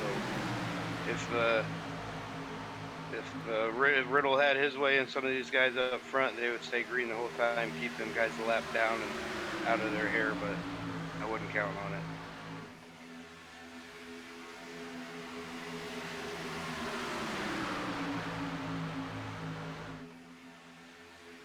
Going to be a tough thing to count on indeed right now. Of course, Riddle still holding the lead down strong. Hancock not too far behind. Alessi in third, with your pole sitter Levy in fourth. I hope I'm pronouncing his name right. It's not Levi.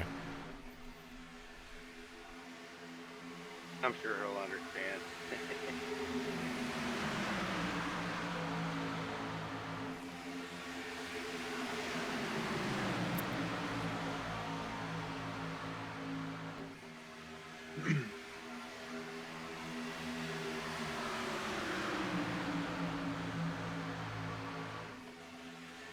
Of course, it's pretty comfortable now, but can this be the quiet before the storm? It's quite possible. We're still 3 wide for what looks to be 6th place. Everyone's given plenty of space right now, though. So looks like we might be getting to that point where we're just settling in a lane. So let's pick a spot, ride it out. Yeah, let's not speak too soon. As I was saying it, I was like, oh no. Yeah, you gotta choose your words wisely. But hopefully that last pile up, will kind of teach the guy, not teach him a lesson, but kind of make him sit back and realize, all right, there's a lot of race to go. Let's not do nothing stupid. There we go. Here we go. Go. Someone's in the air. Another car Holy in hair. Someone was in the air. And I'll Oh, take blame bitch. for it. That's fine. Look, it happens to the best of us. Just it wasn't you guys. It was all me. I mentioned it, and somebody was in the air. So I'll take the blame on that, guys. Good, because I feel like I've caught 4 of them already in the air. So thanks. Yeah. Appreciate it. Take some sweat off my back. Yeah, the If anybody's 73 was in the air. If anyone out there's got any connections to like American Airlines or Delta or something, let us know. We Yeah. could probably use an airline sponsor or two. I mean, Yeah, I agree.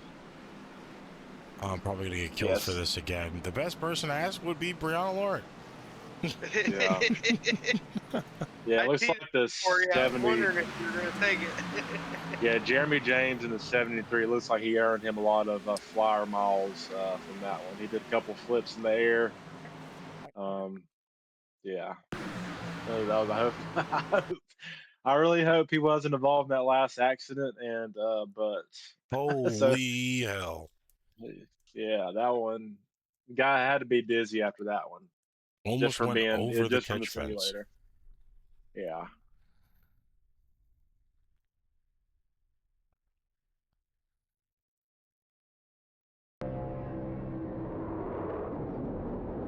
Hold on for your life.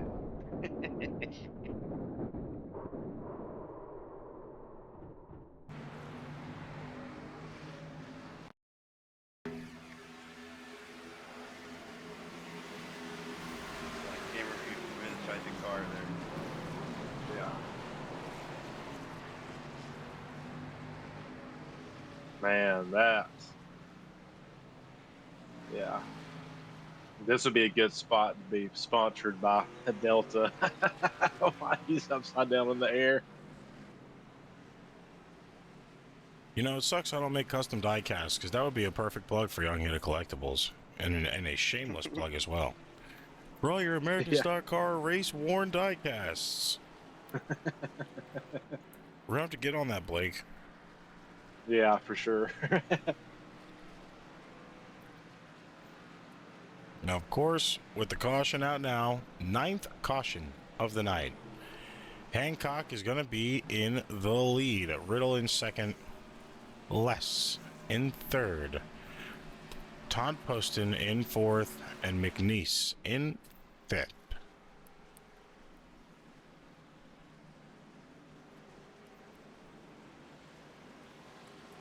New names up front once again. Gotta love 10 it. at least. I mean, it just sucks for some of these guys because it doesn't seem like they can get a break or at least get that green flag run to kind of show that, you know, this race would have been theirs without the cautions. You know, as a driver too, you don't want to take a win because of a caution or, you know, hold the lead for X amount of laps due to the caution, because, you know, in your mind you kind of always question, well, what would have happened if we went green? Well, I probably shouldn't have won this race. I'll take the win, but, you know, it wasn't deserved. Yeah. I mean, you'll take a win either way, but you might feel like you haven't earned it. I've been there. A big wreck in front of me one race, ended up finishing top 3. Definitely took the points, but you know, just didn't feel like I earned it, and that kind of goes both ways when you in position to win it and you don't because of something happening, and it's kind of the same thing. You're kind of frustrated, just kind of in the opposite direction. So it does get frustrating, but that's where, you know, kind of separate some of the, you know, men from the boys per se. So, you know, your better drivers they seem to find a way, just like Holloway, they seem to find a way to still put themselves up front and capitalize on every opportunity they get. Yeah, so that's where I disagree with you, partner, on that one. I feel like if you get up there and you win, I don't care if it was a 25 car pileup and you were the 26 guy and you snuck in there. hey, you put yourself in that position to win. You earned it, in my opinion. I know depending on each race, there's different scenarios, but I feel like if you put yourself in that position, to even if something all hell breaks loose, you put yourself in that position to get through that pack gun wreck, or to have extra fuel in the tank to finish out. Even if you were in ninth place and all the guys in front of you, ran out of gas. Like, it's everything builds up to that final point, and if you finish with a top five, a top three, a win, I feel like you deserved it and you earned it. You should never hang your head down and say, I'm glad I'll take the points. I don't feel like I deserved it. You deserve the damn thing, in my opinion. Touche. It's an excellent point. Now, after that crazy wreck, I mean, looking at the mayhem we've seen tonight, we still have a lot of mid-pack mayhem from position 7 to 15th, and this is where, no pun intended, but things could flip very hard. Of course, we have Ronald Breland, Chase Greer, and Tyler Hurt tight all together at about 198 points. They're all within striking distance. Of course, this entire group could reshuffle over the course of the night. Now is still a lot of racing left to go, so it's kind of hard to tell. I mean, right now Christian Rhodes has 2 wins, only 6 starts, but a huge upside for him. I mean, of course, he is a wild card contender where wins matter more after the drop. And of course, Zachary Stevens with a big gain of +3. He's had a sneaky upwards trend and could jump multiple spots after drops. Now, green flag back out again for stage 2. 39 more laps left to go. And we have a lot of drivers that are still trying to find their way. Of course, one right now, Pickle Simmer. He is a driver in trouble.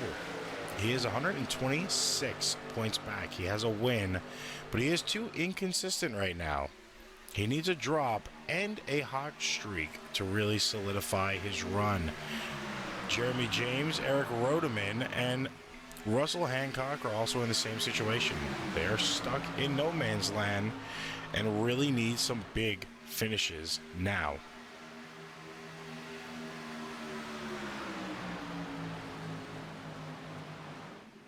Another caution out on the track. Why we get to the bottom of that, I was just wanted to point out as we got going there, some drivers stayed out that last caution while others pitted, got their lap back, including the 21 of Daniel Holloway, the 88 of Pickle Simmer, 85 of Kilday. Corey Rainey got his lap back. So a lot of cars stayed out that time by and got their lap back. So we'll see how long it takes them to find their way to the front. This caution came off the 14 of your last week's winner, Guerrero, after just a little bit of slight contact there. Came up and tapped the front end of Hurt and just went spinning off the track.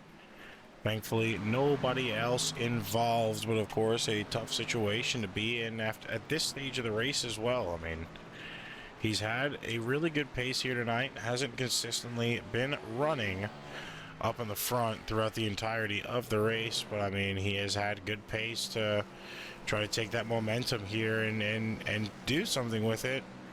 Now, of course, being spun out and put in a tough situation, he's going to have to regain as he's in 23rd. Started in 29th, so he's only 6 positions up from where he started, but still has a lot left to gain here at lap 62.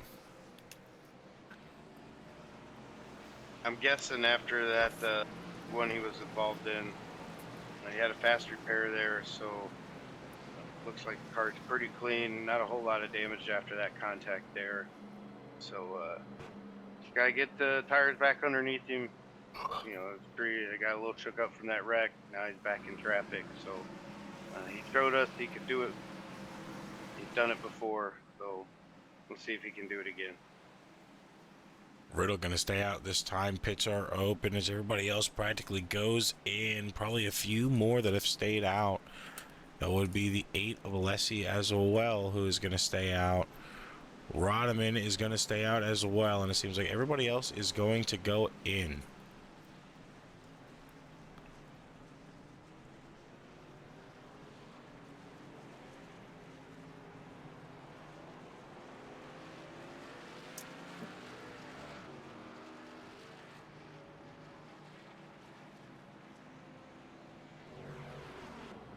believe.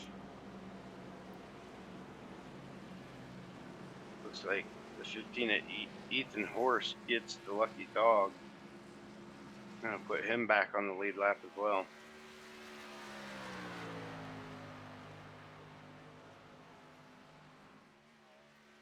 They're still going to trap a lap down at this point in time.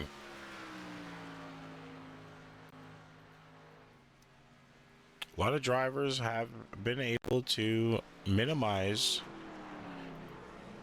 as much damage. Of course, Banky, Mandarin, and McRae all lap down right now. Few drivers out on the night, but it's still manageable for the rest of these drivers as long as they don't have another accident.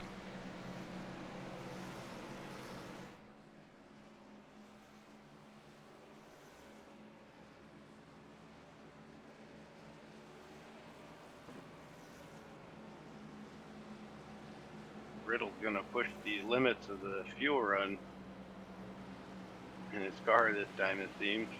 Try and go as long as he can, little stops as he can, and he can make it to where he will only have to pit one more time. That puts him in an excellent position.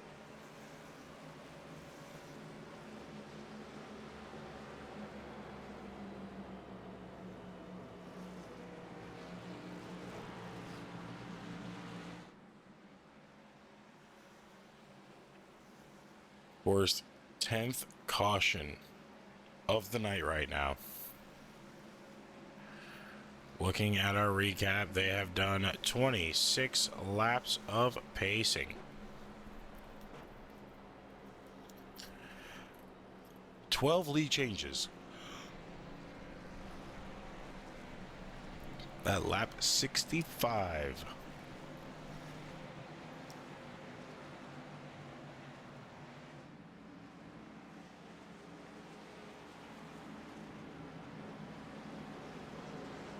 Now, of course, drivers ready to go back green here.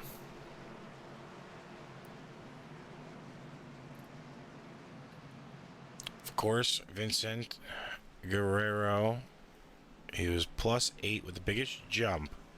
He is the biggest mover in the standings. It is a momentum story for him. Now going to have to work his way back from the rear of the field. Robert McRae, -35 with the penalty. It is the biggest penalty impact on the field. Of course, drop races equal a lifeline. Or is it too late for him? And then Trevor Yates and Sam Taylor. Penalties are hurting bad. Yates -5, Taylor -15 right now.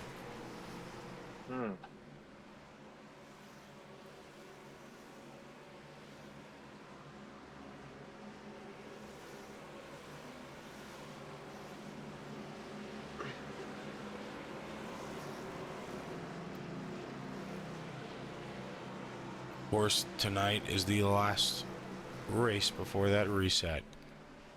Everything changes after this. Drop races reward the winners and pushing safe racing.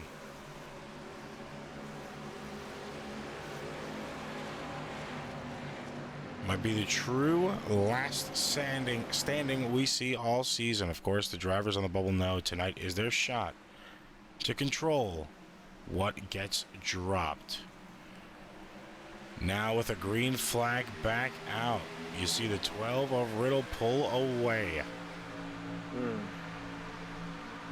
Can't pull away too much, not on these tracks. Oh, for sure. They're going to catch up within a half a lap. Be like this. I like on the back of this, on the back of the 12 car. You can see that gap closing quick with the draft. See if he's going to be able to block or pick somebody up. The 8 goes with him, gets him back up the momentum, and see him block coming into turn 3. Now, of course, drivers still have in mind that a bad race tonight might not even count tomorrow. So a lot of these drivers have to be thinking, do I push for a win and risk the bad finish? Or play it safe knowing a bad race might get dropped? Of course, That tension is going to add a lot more to the driving, and we're seeing it happen here tonight already. So that is your biggest question. Who is going to really be sitting around and patiently waiting? Because, of course, the standings you see now won't be the standings you wake up to tomorrow. You know me, I'm a big strategy guy, watching whose strategy works and whose strategy doesn't. So you throw in the drop races into the mix, you know, it definitely changes the strategy, just not overall, but like you said, even for this race, for some of these drivers, you know, take into account that drop race, and you know, you might push the edge a little, or push it closer to the edge a little more than what you normally do, trying to go get a great finish or top 10 or even a win here at Talladega.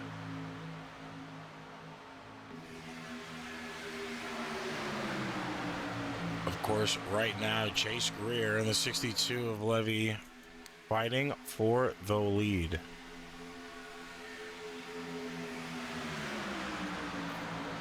Now Ball going to get the advantage on the top side. Levi kind of falling off there in the 62. Same situation we have seen all season for these drivers. Top line really just not able to keep a momentum run going. I tell you what, as many times he's went from the back to the front and led up front, and the way he's pushing today, that 33 has got to be the car to beat. Yeah, I agree on that one. I have my attention to the back. I was looking at the battle between James Mandarud and Matt Mickey for that one lap back.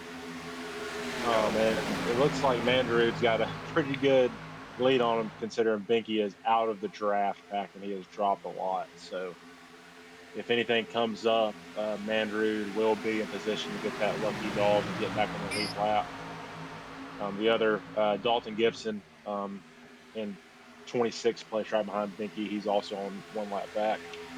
So it looks like he's in a good position to get back on the lead lap if there's another caution to come out. Hopefully not, but if there is another one, Mandarud will get back in action.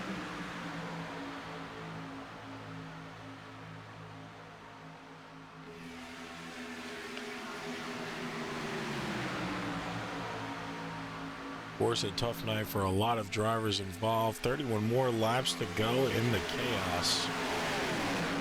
Josh Ball sitting in first, Hurt in second, with Kilday in third place. He's up 10 positions from where he qualified here tonight. Now trying to print that ticket and drive it all the way to the victory lane himself. Even just a lap ago or a lap and a half ago, the 33 of Ball pushing the 40 of Greer to the lead. And just like that, Greer's dropped down to, looks like, 16th position. So, looks like he got hung out to dry and he got off pace. Got Mandarud on behind him. So see if he can't get back up to speed and close the gap to the guys back up in front of him.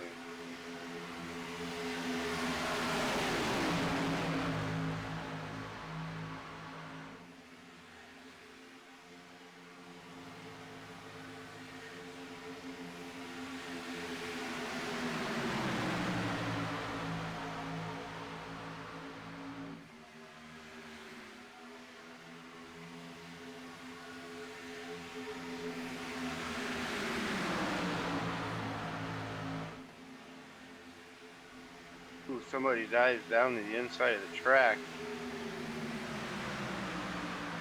That would be the 62. Levy.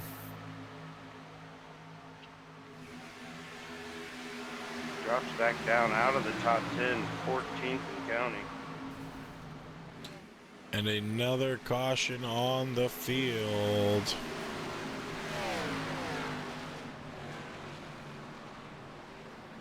Yeah, it's like a lot of cars involved on that one. Wow.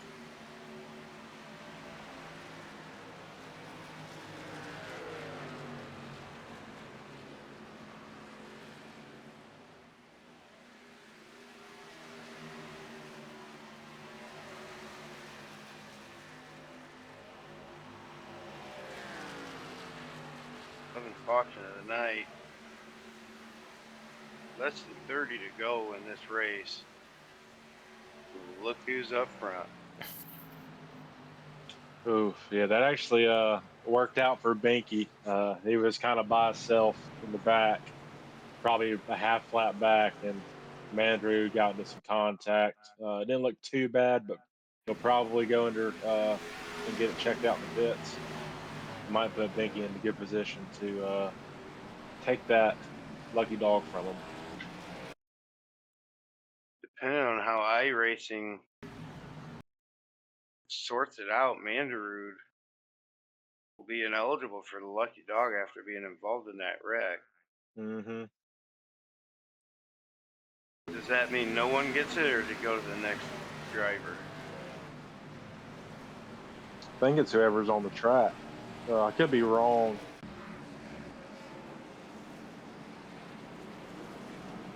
Only one way to find out. Looks like Mandrew's. Yeah, he's still on the track. I guess the let me see actually. He's back up. Let's see if he pits right here. I imagine he would.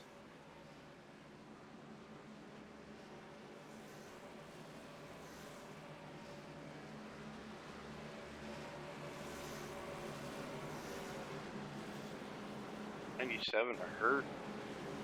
Second place after going airborne earlier this race. The pits are open this time. Everybody going in. Mandarud also going in as well. Banky staying out on the track. Mm-hmm. Yep, very smart on his case. Get back up there. He didn't have any damage. He was, like I said, he was almost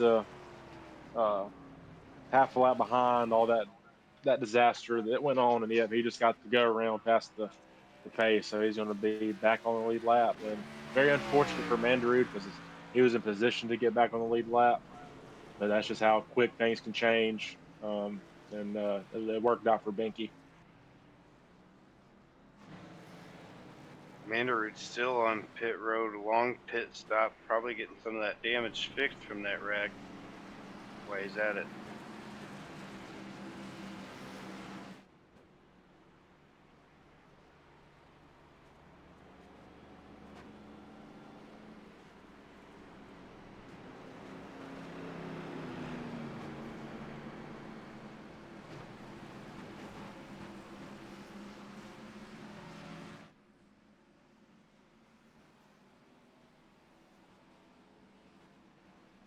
Guerrero throwing in the 10th position, back in the top 10 after being at the tail end not too long ago.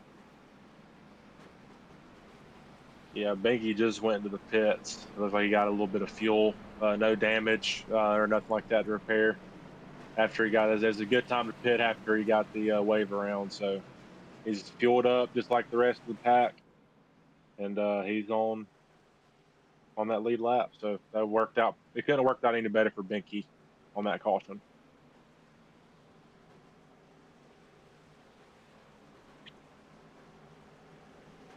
Now it is going to be another restart for the books here. 33 of Josh Ball currently in the lead. Hurt in second place. Gilday in third. With Teal in fourth and Riddle rounding out your top five. Banky into pits this time as these drivers go to choose cone.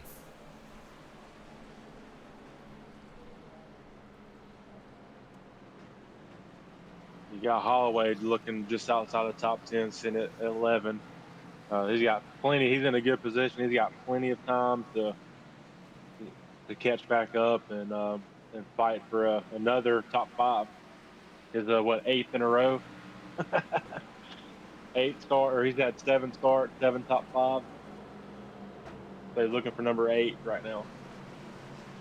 That's impressive in a restrictor plate league. That's awesome. So consistent. It's not like he's out there winning every race. He has three race wins through those 7, which is very impressive. But I mean, even if he doesn't have the best car out there, he's still putting himself in a position to secure a top 5 spot, and that's very impressive.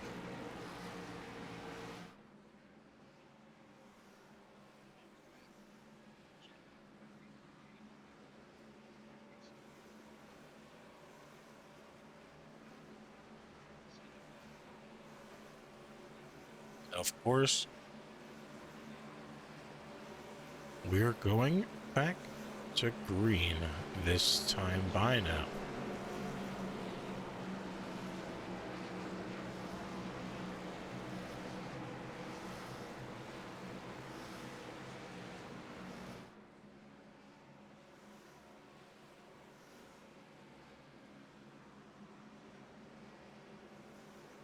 Idiot Teal back up in the top 5. Riddle back up in the top 5. 62 Levy still hanging in there in the 6th position.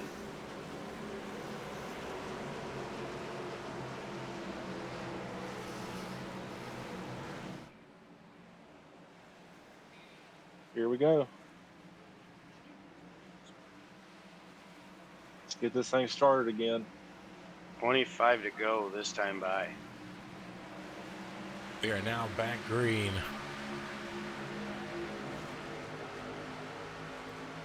$25 to go, just like you said, Mickey. 76 laps out of 100. We are now down to the wire with the last quarter of the race to go.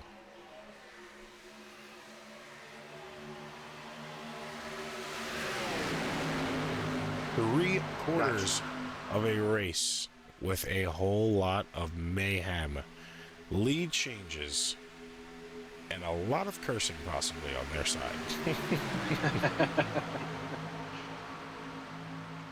I don't know how much it can ramp up, but with only 25 to go, I expect it to maybe ramp up a little more 3 wide. Somebody trying to get that high line or that middle line going.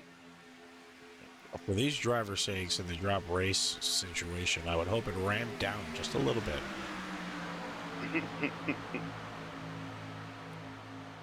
I mean, they can do whatever they want. But at the end of the day, do you want to use your drop race now? I mean, it could really affect you, you know what I'm saying? Like, go earlier in the season in a race where points didn't matter.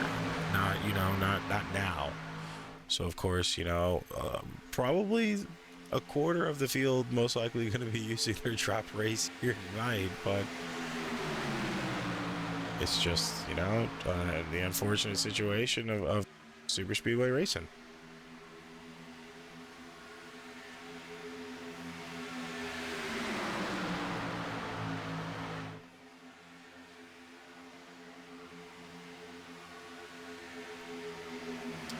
Might have been more than one. Yeah, there's a couple. Yeah, Brianna, since you're in chat now, do you want to go ahead and call your American Airlines sponsor and get them on the phone for the 73? We appreciate it.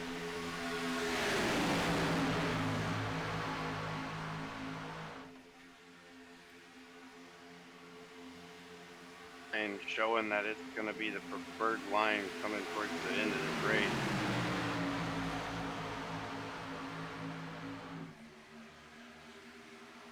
Middle is prevailing well right now.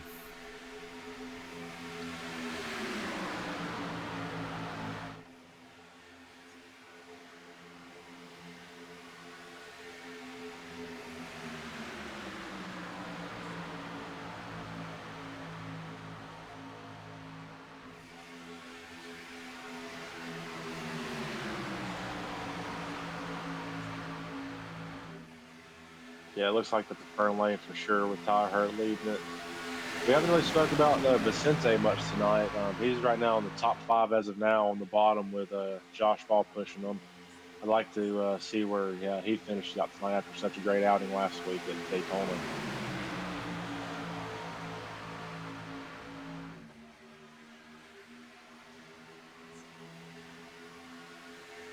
Loose up front. See the 80 at Teal just fine and content pushing the 97, and Greer finds himself back up in the top 3 just like that. content with pushing the front two as well. And look who it is leading that bottom line, making the move from top to bottom. 20 away, 21 of Holloway.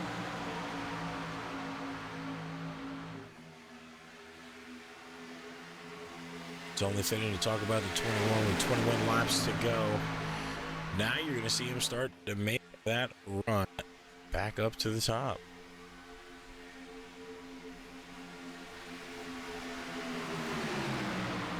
Seen some of them cars in that middle groove in that top line move down to lead that bottom line. And if you do that and that bottom line has momentum, it can push you up towards the front. You see the 97, Tyler Hurst went down to block him, but the 80th Teal and the 40, the rear just had the momentum and carried right past him on the top side.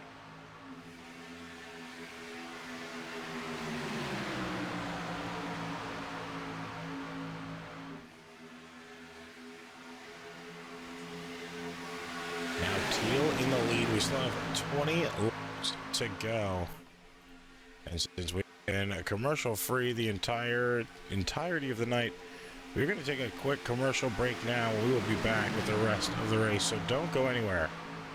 We will see you soon.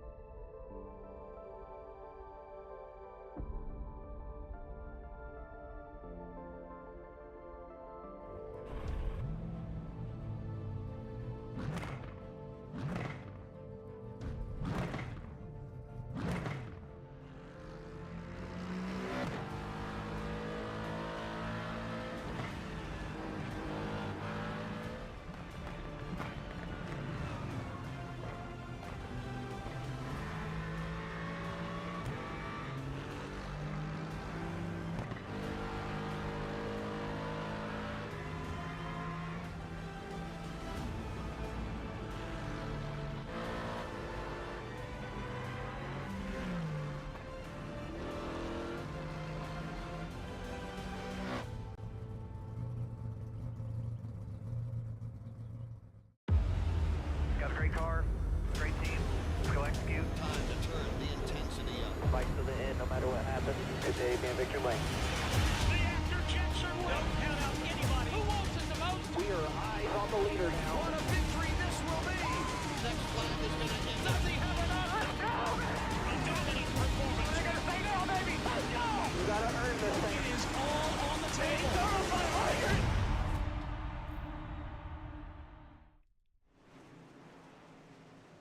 And we are back from commercial break. A little bit of a caution situation.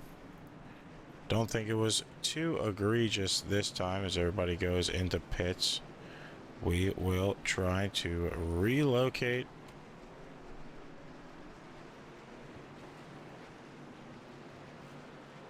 I know where it's at. I just needed to let me scroll to it.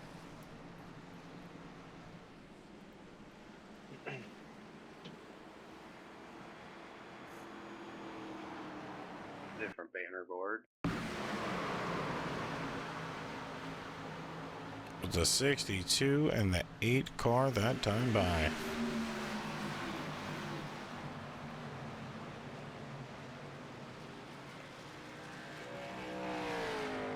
Just before that, the 62 went off track. That was him coming back up on track.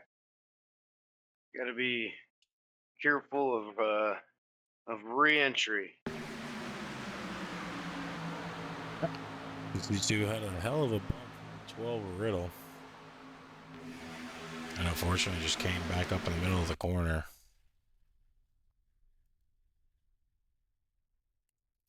You're so scared to lose that draft because that could be the end of your race. And unfortunately, when you get in a hurry, that's when mistakes happen. Fortunately, caught up the 8 and we're under caution once again. It's getting tough now for these guys.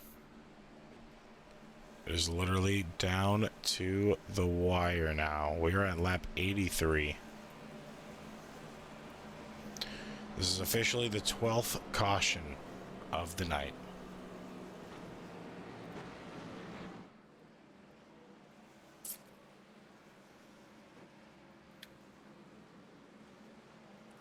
Tough situation to have to be one of those drivers knowing that everything could have been done by now. But of course, you know, just rough and tough racing tonight is kind of hurt and dampened things just a little bit. Really brings endurance into the mix. Not only for the drivers either. Yeah, for a little bit. Imagine the race control though. They're having I bet the race control is they're running out of paper space probably for whatever they're writing down. I feel bad for the race review. Yeah.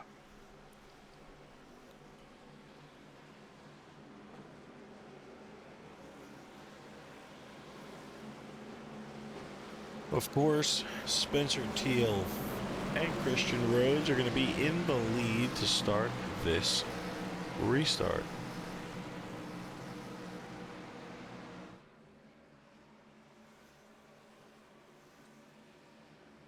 Matt Binky finds himself in the 8th position. Guerrero in the 10th position. Josh Ball in the 11th. Holloway right behind him in 12th. Some of your points contenders in the mix there.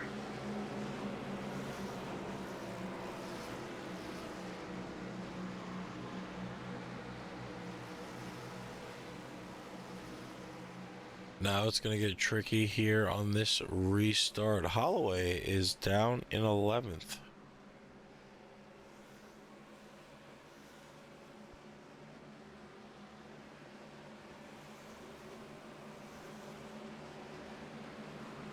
Rainey and Pickle Simmer find themselves back on the lead lap as well.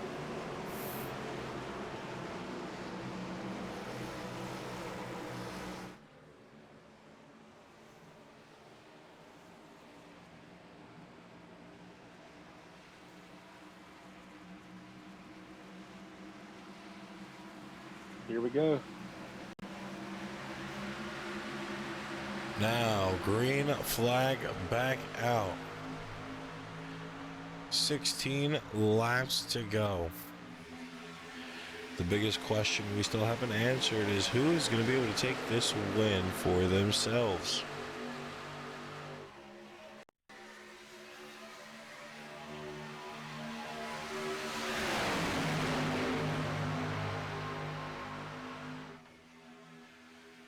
Still anyone's game at this point. Mm-hmm. 2 by 2 all the way back to 12th.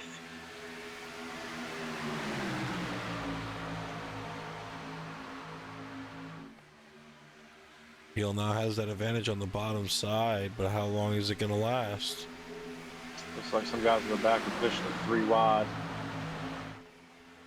4 wide. And it's the for a second I was okay.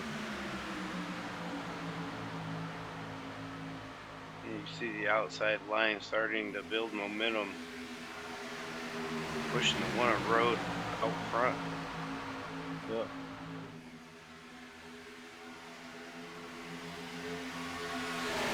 Now, of course, momentum a big key factor here tonight, as we are on a draft track. You can't really do it by yourself unless it's just a one-on-one fight with about 30 seconds of difference between the cars. But that is not the case right now, as there is only 14 more laps to go. See him going 3 wide for what looks to be 7th position. Yeah. Starting to ramp up here. Here comes Holloway forcing it 3 wide.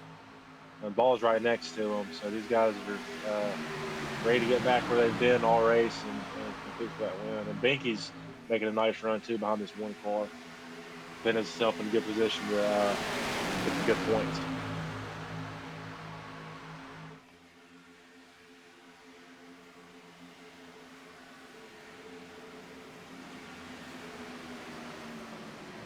Oh, scramble in the back. Oh yeah, here comes another caution.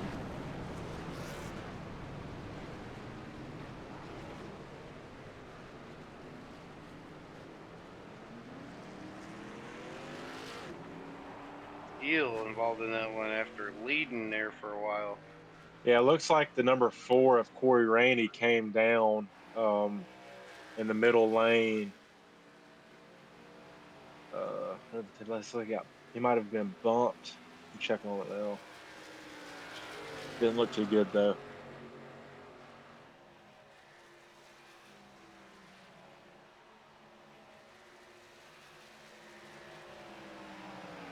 Tough situation to be in right now. Yeah, it looks like the 01 was behind Corey Rainey in the 4 car and bumped his passenger side, and it's sent him into the middle lane, hitting 87 and flipping 40, which he came up and hit the 12. So a lot happened just in that nick of time. Yeah, the 01 didn't lift and just smacked Corey in the back.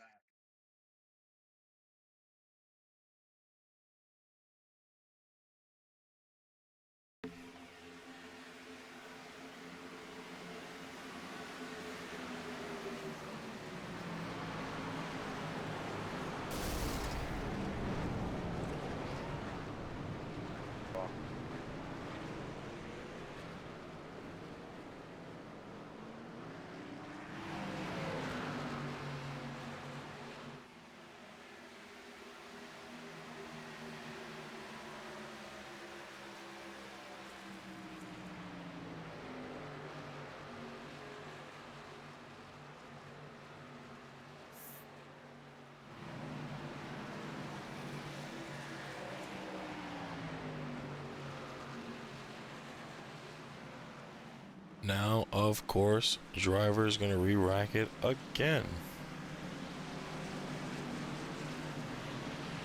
Tell you what, if anyone's interested, you can definitely get your money's worth out of a restart zone sponsor. Yeah, very true. Might be words for the wise, because I mean, hey, look, at least they get their money's worth. Yeah.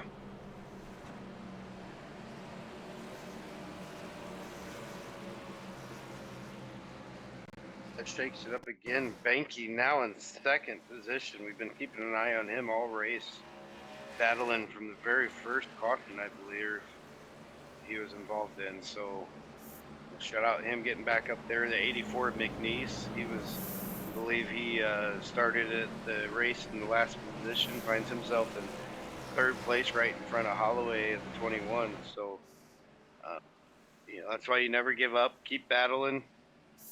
You got a whole team counting on you. And, especially for the 35 at Banky and points battle here for winding down towards the playoffs. Definitely a good battle for him today.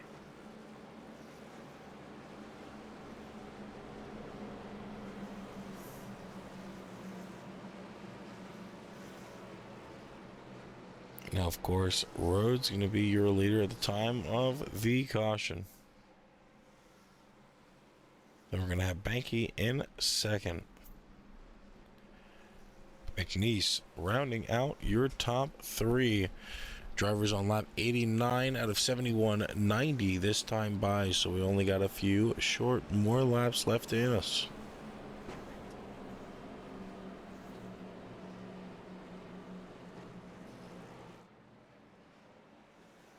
We come to the huge cone. Pickle Simmer finds himself in 9th place.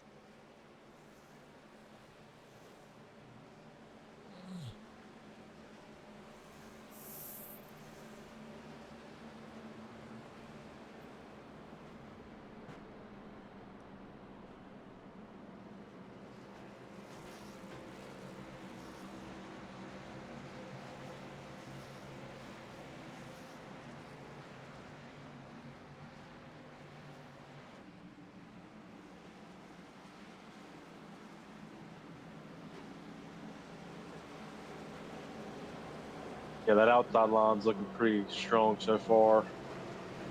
You got Rhodes leading that outside line with Holloway behind him. Then you have Josh behind him, and then behind Josh Ball you have, looks like you got Vicente in the 14 car. So a lot of power on that high side. I'm excited to see how this restart looks on that end. Binky's on the bottom. Maybe he can make a nice run and take the lead and defend his butt off and get the win that was taken away from him.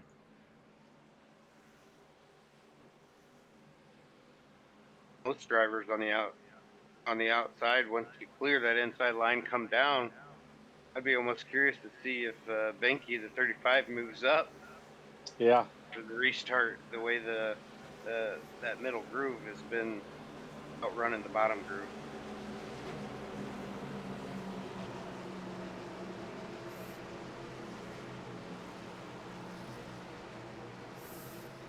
These drivers need to race like there's not going to be another caution, because you can't play for a caution.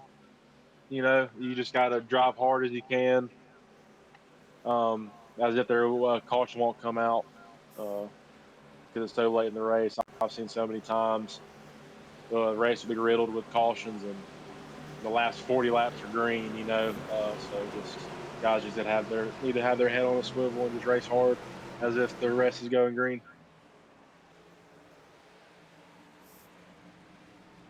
Here we go.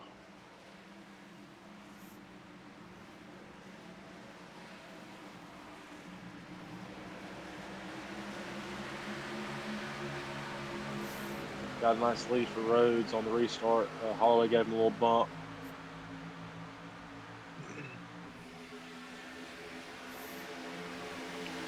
Seems like he wants to stay in the middle groove, like he knows he's got help. Yeah, I'm just, I wonder when someone's going to make a move to try to pass him, and if someone's going to follow him too. Looks like Binky kind of dropped back a little bit.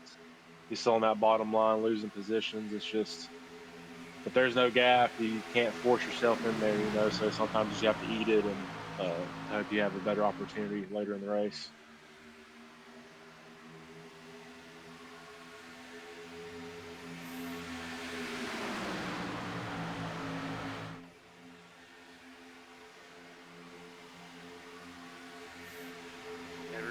Content with their lanes at the moment.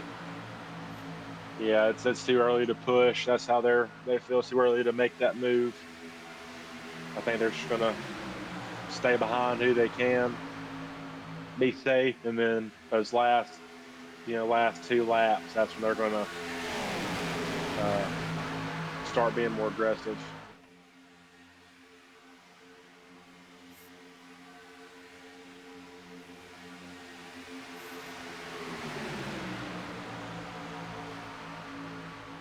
Inside line continues to drop. You see Rhodes and Holloway and Ball leading to that top single file, top 10.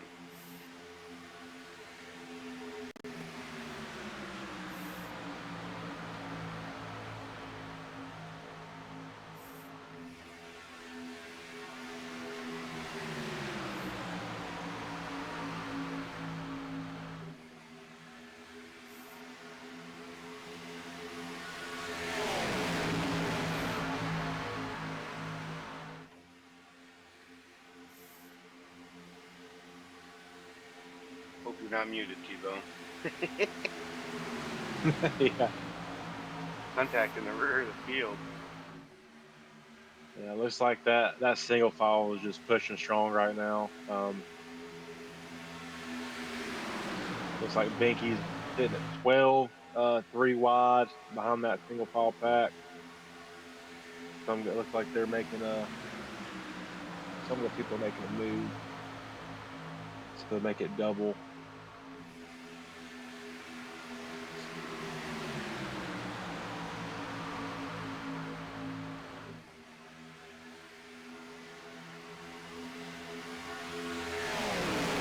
Started that outside line. Pickle Simmer came up. He's leading now. Yeah. Railroad leading that outside lane. They're catching that middle groove. Pickle Simmer now leading that outside lane. Would love to get up to his partner there in the one of Rhodes.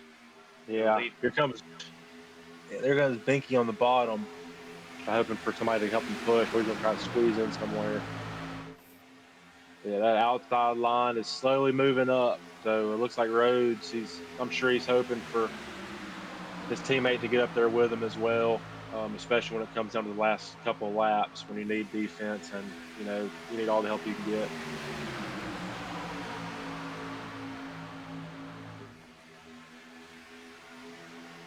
Takes it down low. Oh, yeah, he took it low, and he don't really have anybody. He needs to go low, and oh crap, there goes Holloway. Wow. And look who's sitting up at 1 and 2. It's the Mountain Dew guys. So that worked out good for them. Unfortunate for Holloway. Binky's found his way in the top 5 right now. Yeah, and even Anthony Poston in the 31. So they were very fortunate to get through that and keep their position. Looking at Holloway now.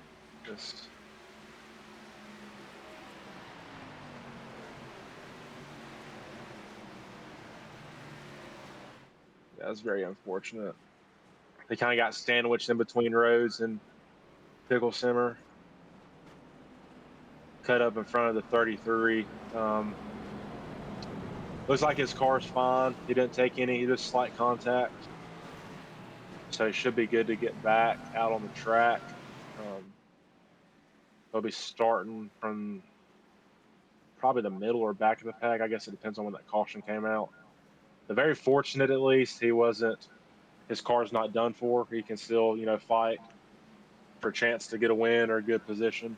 It ain't over for him yet. We've seen this guy race really well in the short time he's been, but the short time we've watched him. So looking forward to seeing how he uses that experience and skill to fight his way back up. It looks like we will have a green-white checker here, so it'll be tough for him. But like you said, we've seen him do it before, so don't count him out yet. It's still anybody's race. We've seen that, especially at the end of stage 1. It just takes one mistake, man. You got the teammates out front. I expect them, if no one pits and if they ride it out, I expect them to choose cone in and out, try to lead both lines. We've seen it last week with the coming down to the end of the race last week. So expect them to split that choose cone, try to control both lanes, and try to work together and try and get a win for either one of them. Yeah, I could definitely see them communicating on the restart, so that man, I don't know, they might fall behind each other. Honestly, that might be the move. And it might be for that outside line. We've seen that outside line kind of take over the second half of this race. Yeah, and it doesn't really help them each other if they're side by side, because we've seen people go 4 wide, 3 wide. You can only block, so many lanes, so I think their best chance is to try to get that higher lane and have them pushing each other. I think that'll be their best chance for both of them to have a solid finish. But who knows? A lot of things can happen. At this point in the race, they might just be, racing for themselves instead of, as a team, since they're both in this position. So we'll see for sure, and I'm excited to see how this shakes out. Only showed a couple cars going into pit road with the cautions we've had this late in the race. I don't expect fuel to be an issue for any of our lead lap drivers. Would you take, say you were on a little bit older tires here, would you take tires? Does that matter as much or at all to you coming down to a green white checker to Talladega? Definitely not. Tires they don't matter in my opinion. I would stay out, keep the position. There's tires that ain't gonna help you. It ain't gonna make you draft better than the next person that's on older tires. If this was a short track, obviously, because there's such a difference on old and new tires. But with a draft track like this, it's all about staying in your line, not being squirrely. It don't matter about your tires as much.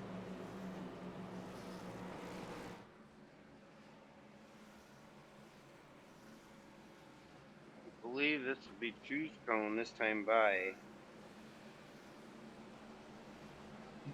I believe you're right. Tyler, you there?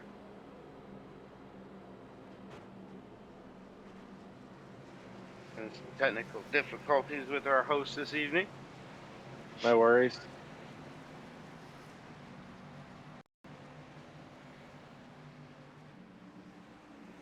Rhodes and Pickleson are split it. Go high low.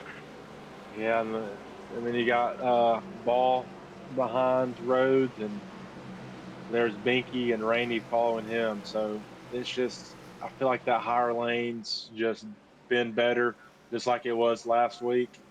Things can change, the jump on the restart matters. But so we'll see. It's coming down to it. Hopefully they keep it green and don't have to worry about any overtime. But you never know on these tracks. We've seen at the end of stage one how that worked out. The massive collision with I'm sure some wheels were spinning like crazy to have that direct drive. So that's one of those you just got to let go of the wheel and just let it do its thing. You just take the wheel. Yeah. You totally expect these two teammates on the front row here to be in communication to restart here. 33 at Ball, like you said, on the inside with Benke and Rainey, but on the top, the 31 of Poston and 97 of Hurt. 31 we've seen start a 3-wide run before, so don't be surprised if he makes the third lane or decides to make a move high or low on the Mountain Dew teammates here. Separate those teammates, kind of, if you can get one kind of shuffle back into the pack, and then you can lead that top line. Definitely puts you in good contention. So again, all the way back, top 20 on the lead lap, it's still anybody's race as we come down to green flag for our first green-white checker run. Yeah, keep your eye on Ethan Horse as well.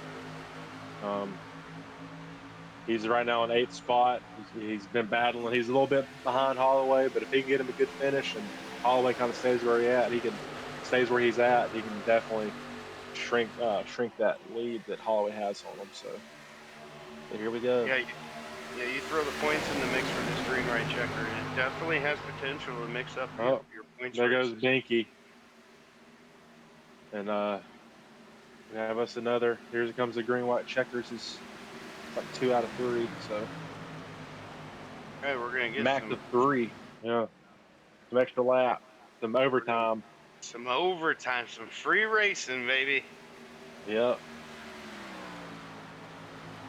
A lot of people don't like the cautions and stuff. I know, like some people, the racing's so fun, just seeing these guys battle it out. What's a couple laps going to do? It's at the end of the day, this is something this is a huge hobby for us, and it's so fun being able to watch, a group of people get together on weeknights and kind of separate themselves from the real world for a little bit and just, have some fun. So if there's some more laps to watch or laps to race, I'm all for it.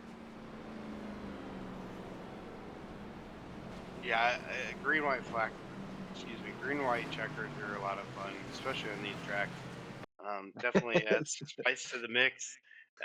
Yeah. There ain't nothing wrong with 2 or 3 of them. We do only get a max of 3, so we're getting ready to try our second one here. Yeah, I believe after the third restart, if there was one, it just at that caution, that's the end of the race, correct?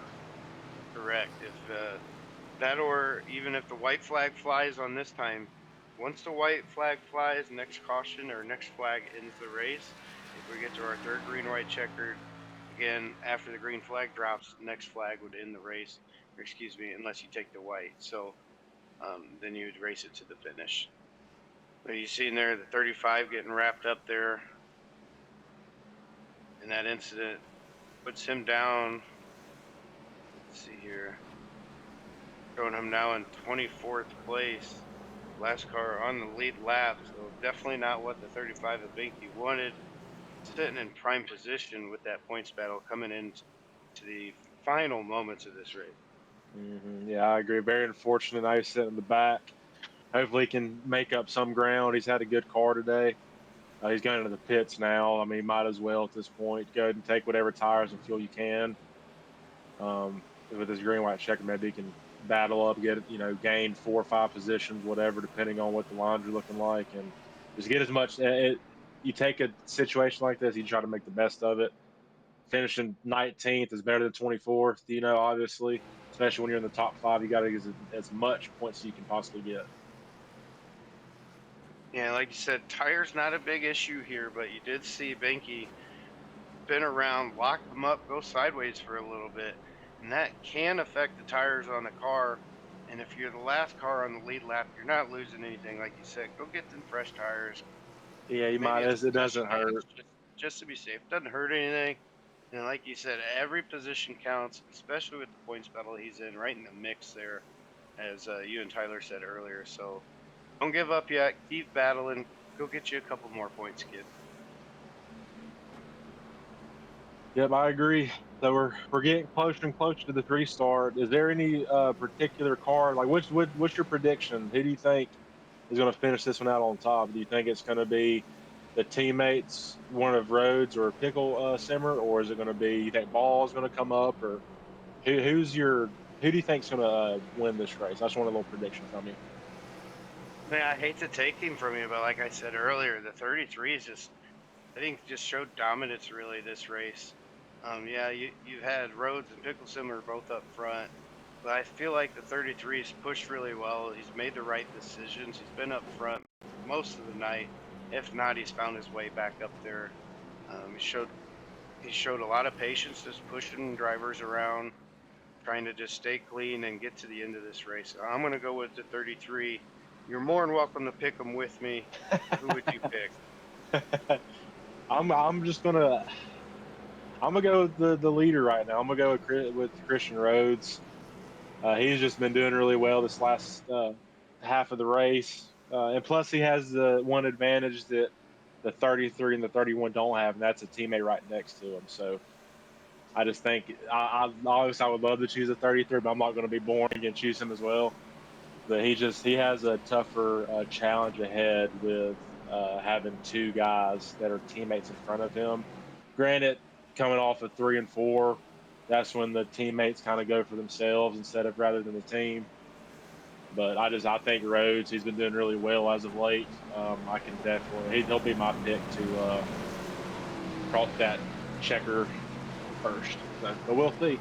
We'll find out in just a couple moments, or maybe we'll get us another green white checker. Please no. It's some more.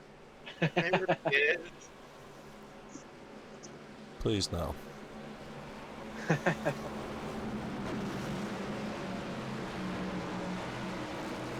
Not only has it been a tough race for them, it has been a painful one. Watching the shakeups has not been the highlight of the night. Of course, it's really flipped a lot of positions around. It has taken a lot of people that we expected to be up in the front out. of the opportunity of a win. Now, of course, Rhodes about to take us back green, teammates side by side now. So this is going to be a interesting restart, as we're possibly about to see two teammates fight for a lead position, or at least fight to hold everything together and control the pace of the race. You know, we talked last week, Tyler, and just a little bit ago, me and Blake did about, you know, teammates splitting that choose cone on the front row, trying to set the pace for both lanes. The question is, who's going to make the move to make it 3-lane? Yeah, and I also have word, Nick. It's only the leader that gets to choose. So it's not the full field. Yeah, that makes sense. Yeah, but So either way, it still works out for him. yeah, I agree. Here we go, boys. 33 on that inside, getting a push from the 97. See what the teammates do on top, and you know that higher line's been favorable this whole race, and we'll see what shakes out. 33 getting really close. Thankfully, he didn't cause a caution with any of the top three drivers there. He was trying to give him a little bit of pressure, seeing if they'd back out. Oh, and there it is, boys.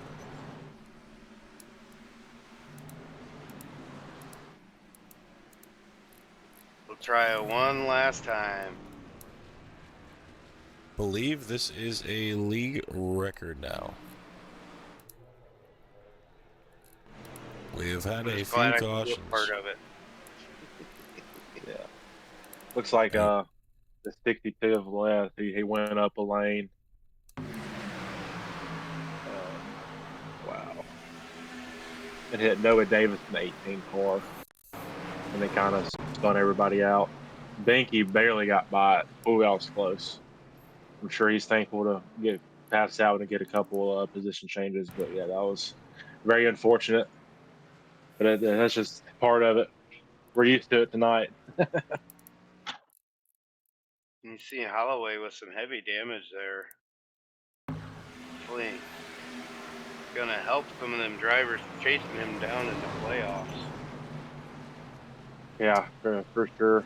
I definitely agree. You know, he has such a big lead. So whatever Ethan or, you know, John, whatever they can kind of get together, whatever points they can get is going to matter a whole lot, since there's such a big gap from first place to everybody else. So even if they're able to finish top 10, top 15, whatever it may be, it's whatever they can do to close that gap race by race.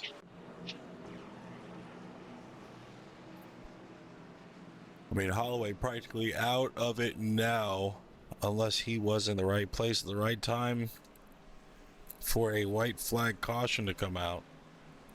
But, I mean, sitting in 22nd, you kind of think it's about a wrap for you.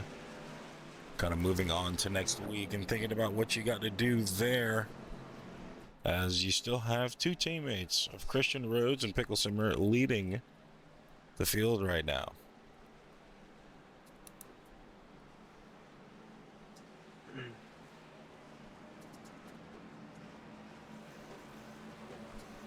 Hopefully they can keep it green this last restart, since this is the last green-white checker.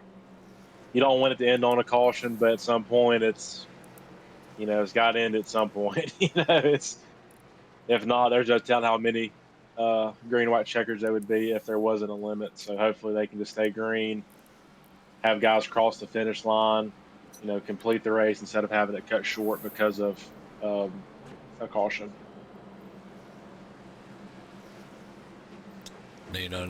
Not a lot of drivers going to be happy with the result here tonight. That might reflect in their interviews. Of course, it's been pretty rough here. It's been about 2.5 hours on track for majority of these drivers now. Of course, some probably feeling like it could have been wrapped up a lot earlier tonight. I mean, 16th caution now. That has literally been 44 laps of pacing, so almost an entire stage worth of pacing up to this point in time, as we are still in overtime. Yeah, and unfortunately, it takes a while to go 250 miles at 60 miles an hour. So, Yeah. unfortunately, it does drag out a little bit. But we got one more try here. Let's see if they can't make it interesting. At least make the finish a little more exciting for us.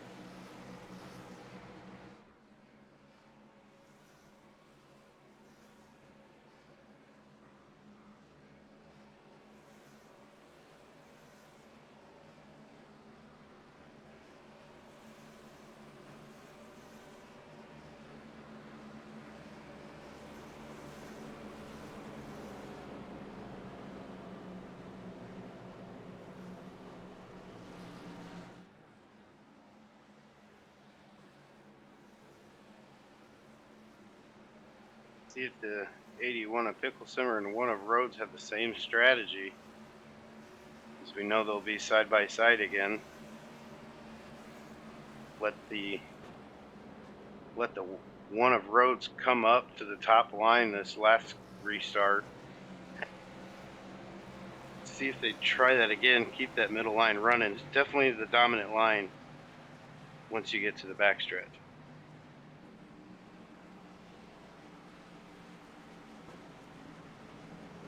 So, quick question for you, Mick. What would you do if you was in the position if you were in third? If you were, Anthony or Alan Hess in the 3 car, is there any type of, like, would it be more of a reacting move, like kind of seeing what they're doing, or would you just, what type of move would you make, like coming to the checkered flag, like when you have 2 teammates in front? Is you kind of just take your medicine and have a good finish, or do you get aggressive and try to do something crazy and get around them? Like, what would your mindset be on that?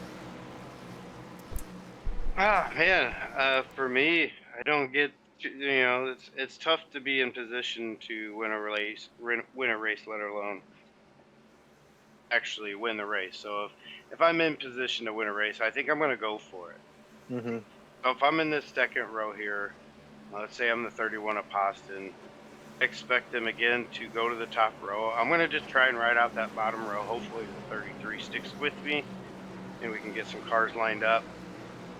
If I'm on the outside of like the 3 with Hess, I'm going to try to push the 2 teammates as far as I can, get the biggest lead we can on that inside line.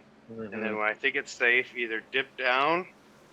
I would also expect a block from one or both cars up front, so be ready for the block and to make that move to the outside. If you can get them to go low and you can go on the outside of them, I think that would be the move to make and the move that could possibly put you in victory lane.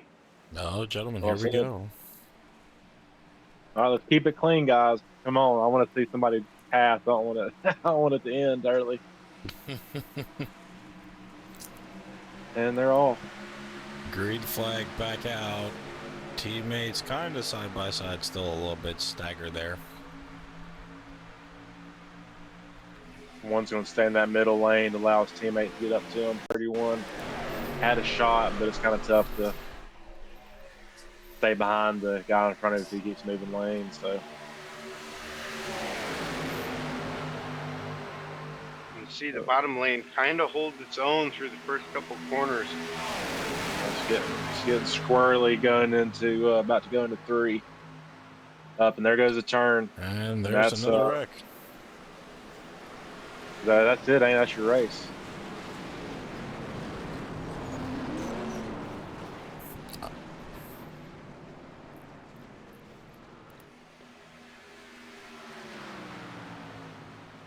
Kind of anticlimactic there, but we do have your winner. Christian Rhodes, number 1, pulls it out.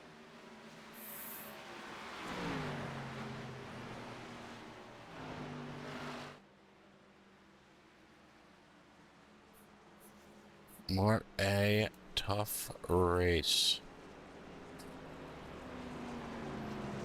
Well, I see them lined up behind the caution. Are they going again? Is it like a? They think they still have to run this white flag lap, even though they're under caution. Oh, okay. This would be my guess. I don't know. I've never made it to the third green white checker before.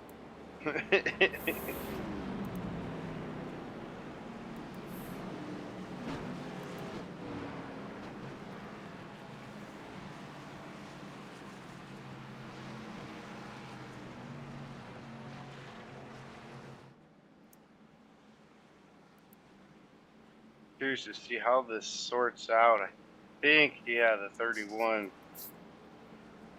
was in position for the third position of when the caution had come out, putting the 33 a ball just outside the podium.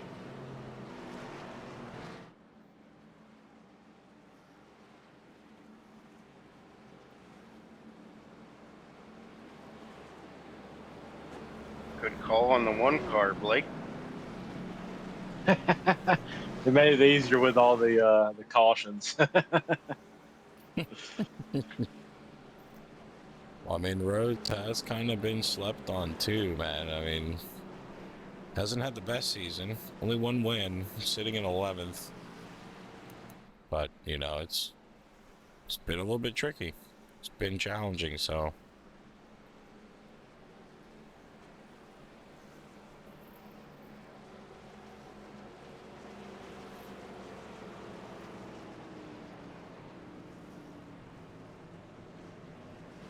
There it is. Your winner, Christian Rhodes.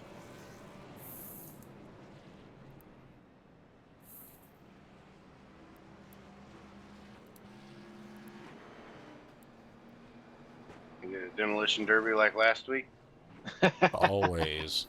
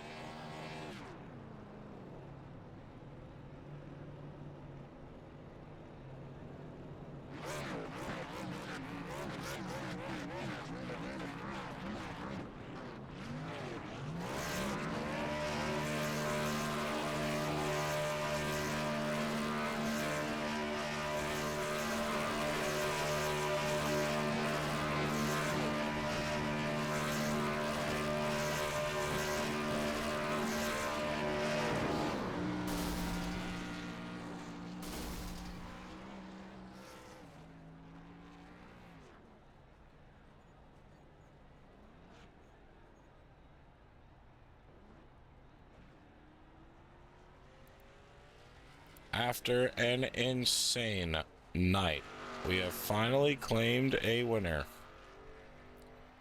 That being the number one of Christian Rhodes. Picklesimmer finishing in second with Poston in third. Ball in fourth. And Sam Taylor in fifth place.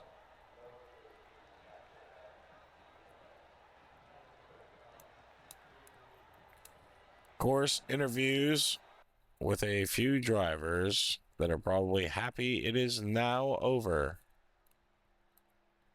will be coming in just a few. Of course, drivers don't have to take an interview, so let's see if we actually get any interviews here after a crazy night.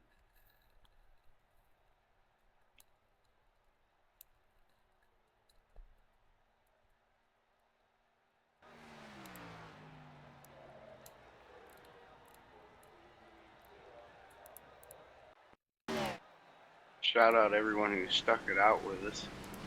Oh yeah, for sure.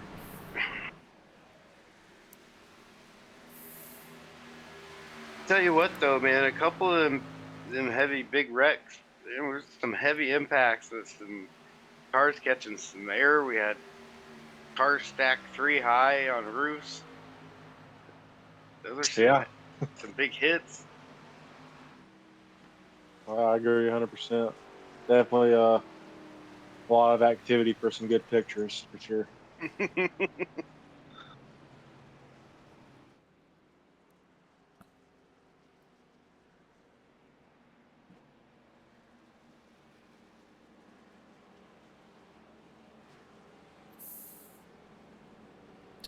Still waiting for drivers to get out of the cars.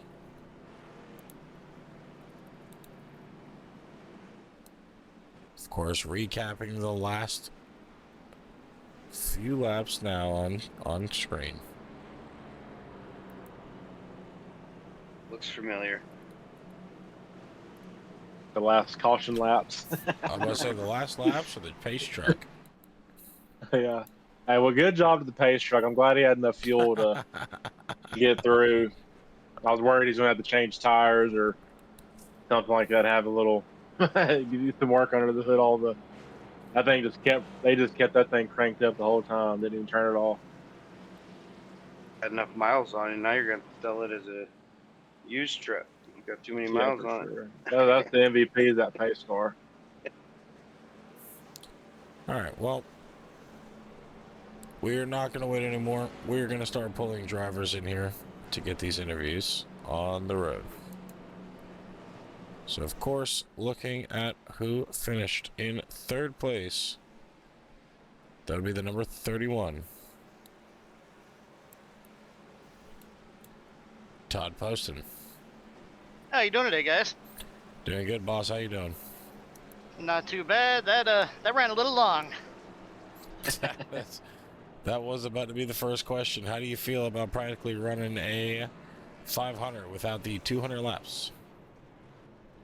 That is true. Yeah, and we got to clean up the cautions a little bit there. But other than when we could get green flag racing, it was pretty decent. The car with the iRacing package that they've done, they've killed the Xfinity car. You can't bump anyone. No, Coming up to green white checkered. You were sitting second row. You had the teammates in front of you. You knew they were going to try and link up. I know we didn't get that far, but what was your strategy with the teammates in front of him? Were you content with riding with him? Were you looking to make a move? My strategy was going to be to have to ride with them because in the caution, I don't even know what it was, 4 cautions ago, I guess, right when we started the green white checker, the left front of my car is pushed in now. So I've got wheel damage. I didn't want to give up the track position. So, I mean, I could keep speed, but there was no way I was going to be able to lead. So I was going to be happy with the top 5. Yeah, congrats on getting to the podium, man. It was a good race, and it was long. But what was your strategy coming into this race, and did all these cautions kind of mess with it, or were you just kind of open-minded going into this race since y'all are used to doing these super speedways? So what was your strategy going in, and did it alter because of those cautions? I had altered it a little bit. Usually our team, Candy Sack, we like the green flag runs because we like to string out a little bit from the field so we're not all running together. It gives a better race, and we're pretty good getting on and off pit road together, so we tend to be able to gain some gap right there. But yeah, we never made it to a green flag tonight. Now, of course, luckily for you, with the top 3 finish and drop races starting now, I'm assuming now would not be the night you used to won.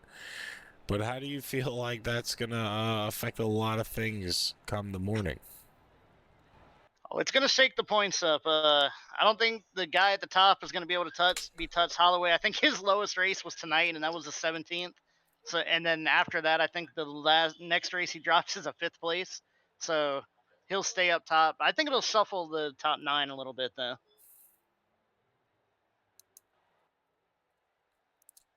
I mean, you started in 26th place. You finished in 3rd. Of course, a lot of cautions to get to that point in time. What was really the strategy from having to go from the back, rear to the front? Really, again, it was just we were trying for the green strategy, but basically just pick them off on the top if you could. That bottom lane, like I said, with the new draft protocol they've done with iRacing now, if you get trapped on that bottom lane, you go straight to the back. So you want to run either the mid lane or the top lane. If not, you're going straight backwards.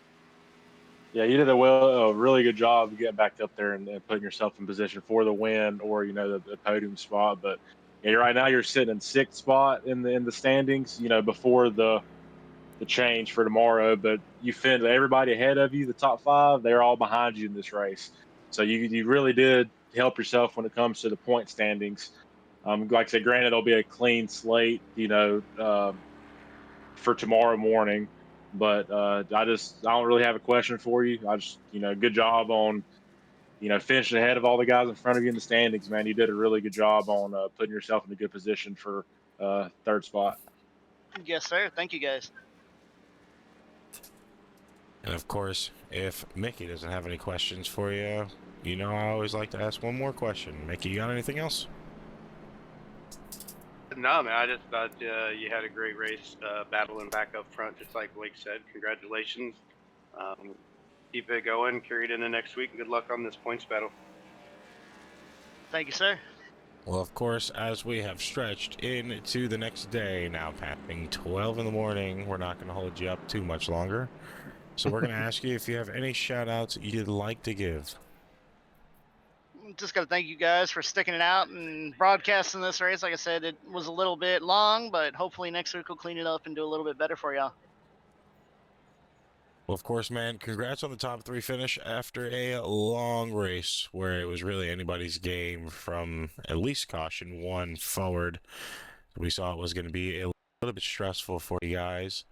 Thankfully, Candy Shack did have a driver in the top 3, and that was you tonight. So, of course, good job on that, and good luck on the rest of the season, which is now really closing in.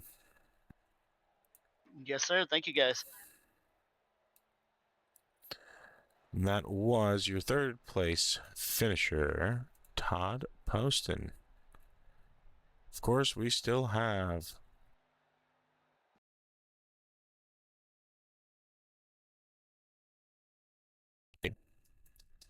second one. We'll see if he is in here. There he is.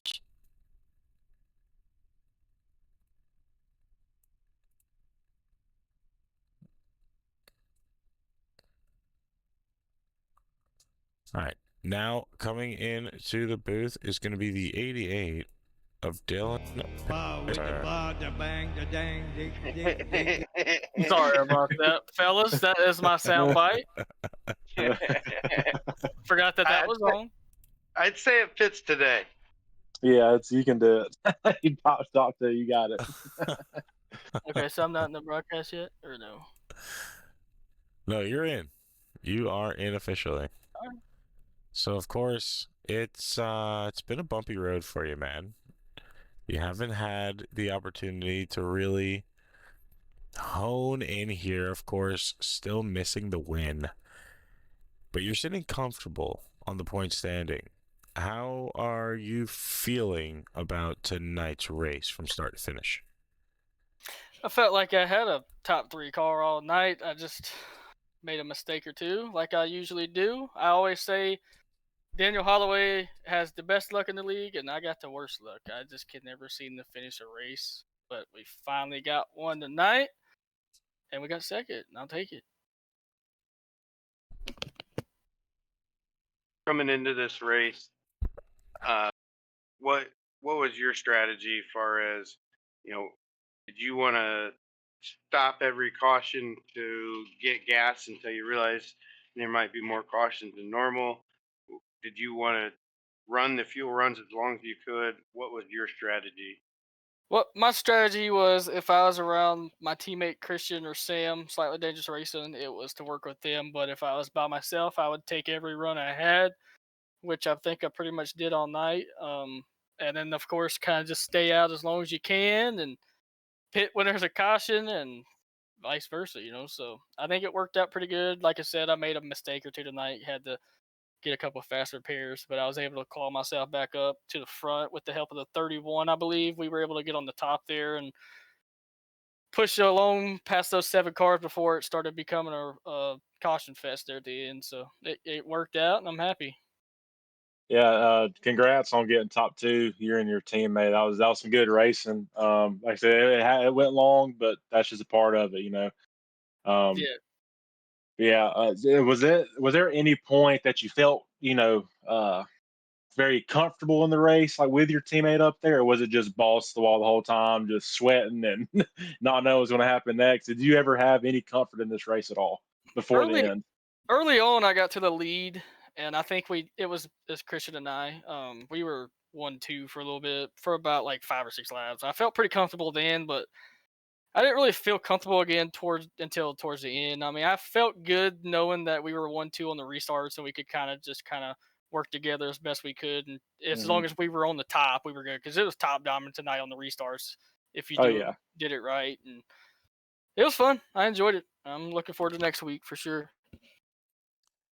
Of course, still not able to claim that first win on the series. Of course, sitting in 10th on points right now with drop races activated.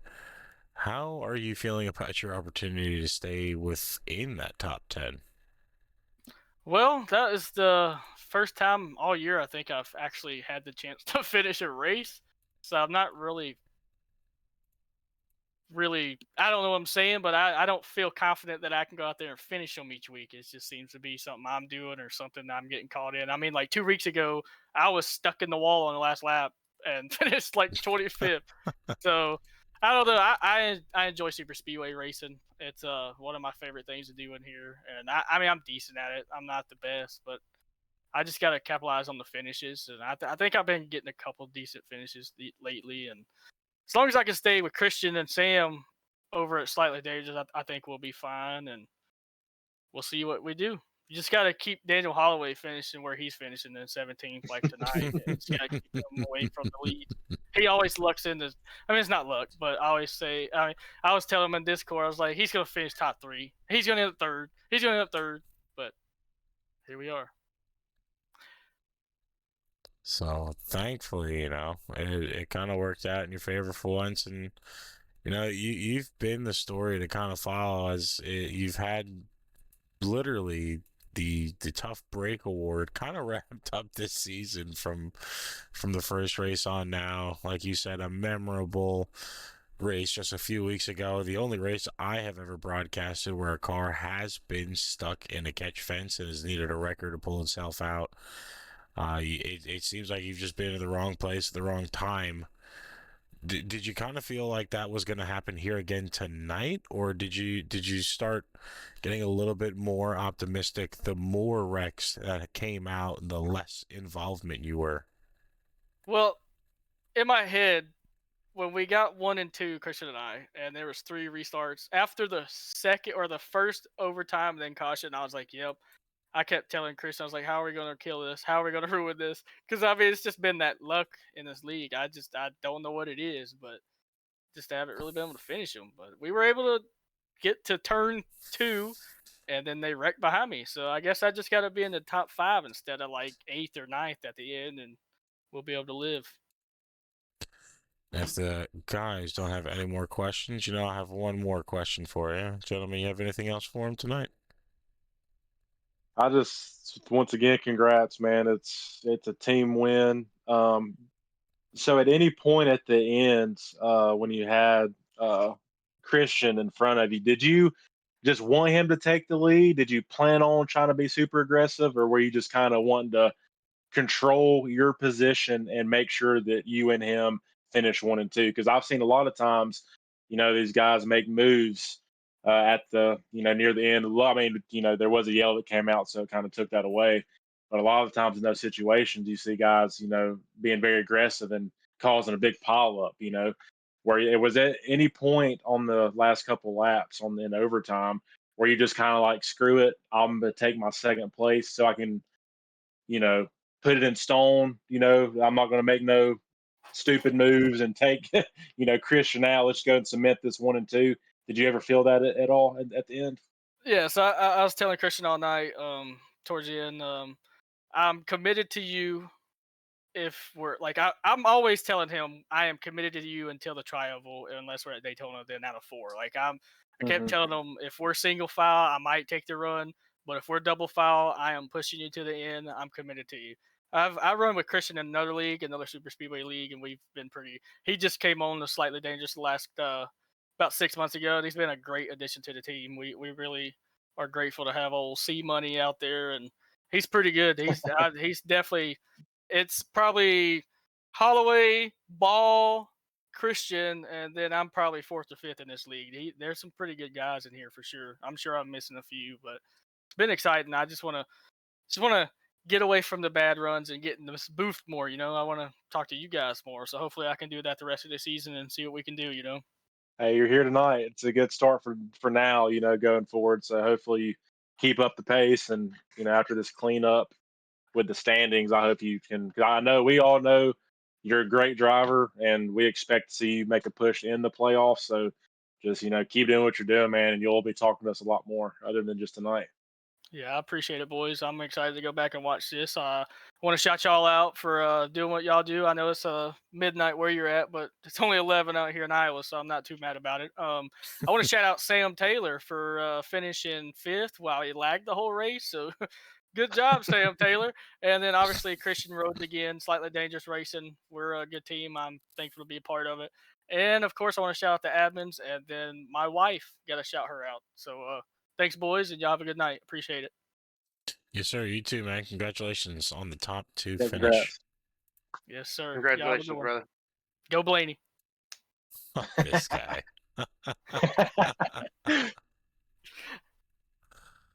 What a guy.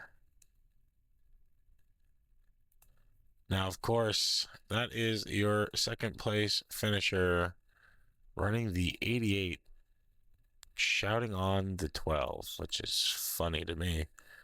I thought it had been in the wheelhouse. 12 must have been taken by the time he got in here. Either way, man, for first interview knocked out pretty late onto the season, but hey, look, better late than never. So I mean, hopefully we'll hear more from the 88 himself, as it's been a rocky road for him. Like he said, I wish I could pull the replay up for you guys right now, and it's on the channel. But I mean, he literally was stuck inside a catch fence and finished all the way in last place. So he's had a pretty good come up here with literally the last weeks just around the corner for the regular season. Of course, that leaves one more person to interview. That being the man that was able to do it himself.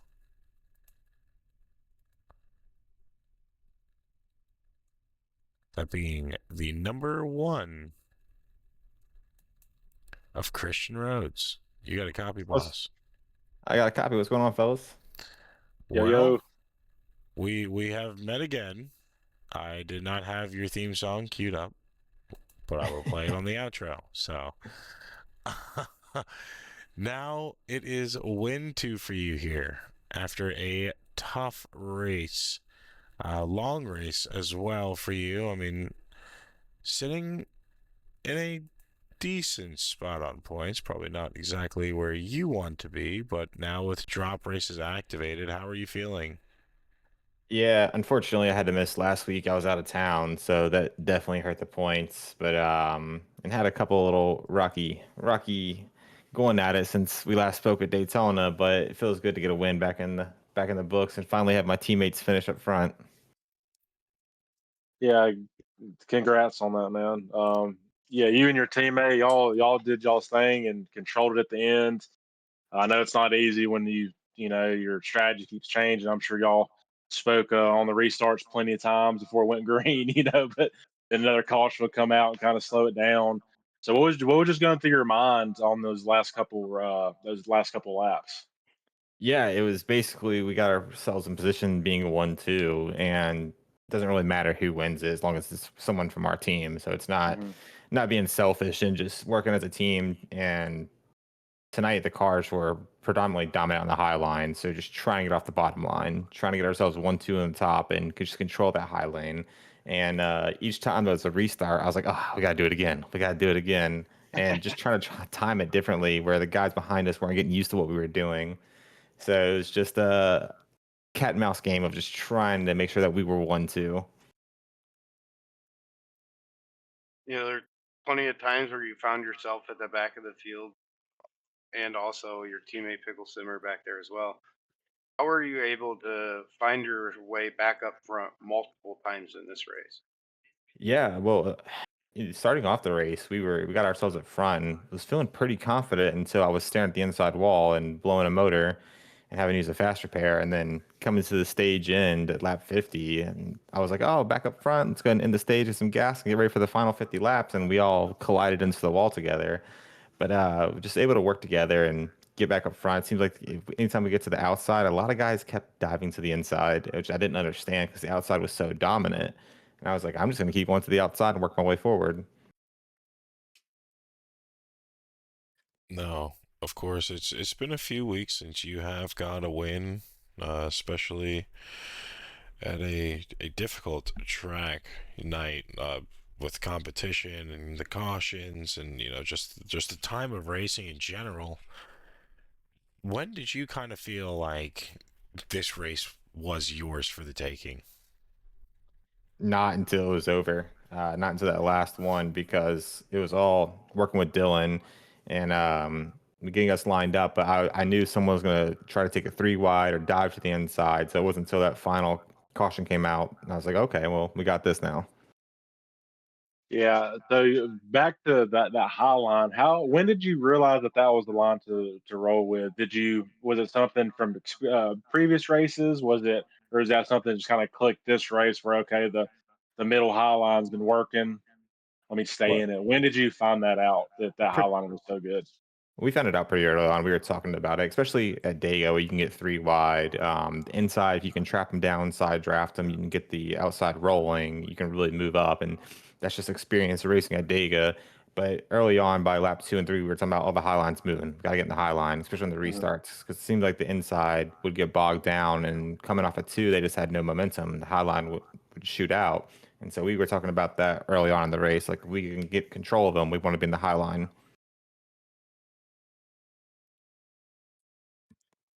You're coming No. back to the Oh, green God. white checkers there. I believe as leader you got to choose.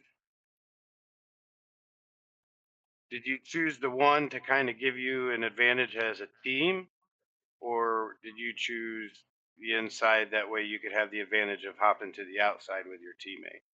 Yeah, it was all having the advantage of us being 1-2 and controlling the outside lane because we just knew how dominant it was. So I was choosing the inside, and we were timing the jumps where I could get past the start finish line, clear up, and we were just trying to time that out perfectly every time. That way we could just control the outside lane.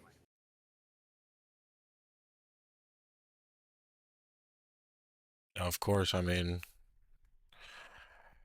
drop race is activated tonight. You are currently sitting, I think, in 11th place. Currently, after last week, of course, not updated yet for tonight. With drop races activated, do you feel like that's gonna kind of change up the top 10? Do you feel like, if you use that drop, it's gonna put you in in a higher situation? How are you feeling? Well, very thankful to have the drop races because last week I wasn't here, so already having to use that. But definitely it's going to shake things up because I believe it takes away the position, the driver's worst race, to kind of even out the points. Is how I believe it works. So it's definitely of my benefit of missing a race to have the drop races. So it'll definitely help me out. 'Cause before that, I think I was fifth or fourth in points before missing last week, and so that was a pretty hefty fine to miss last week. No, Yeah, that was. I'm sorry. Go ahead, Tyler. no, I was about to say, with the points being as close as it is, you have to feel like at this point in time, it's really make or break. One race miss, and for now someone else other than you, it's going to be detrimental to a top 10, to even a top 5. 100%. Like a lot of these, even though we have some Wreckfest, a lot of the guys in here are really good. Especially Holloway. He's had a lucky shoe for so long, and it's hard to beat these guys when they're consistent. You know, you can win here or there and have some good runs, but any bad runs or even missing a race, it is detrimental in points. And if you're wanting to keep up with the top guys in points, you're going to have to be there and run good. It's all about consistency. Yeah, back to the race, man. I was looking at when I was watching lap 96. You know, you were in the lead, and your teammate was coming on the outside, and then there was that wreck with Holloway behind you. How relieved did you feel when after that wreck you had your teammate behind you for the rest of the race? Yeah, so we were communicating, and he was telling me he was going to roll the top, and I think he had the 31 pushing him, and he was going to Hmm.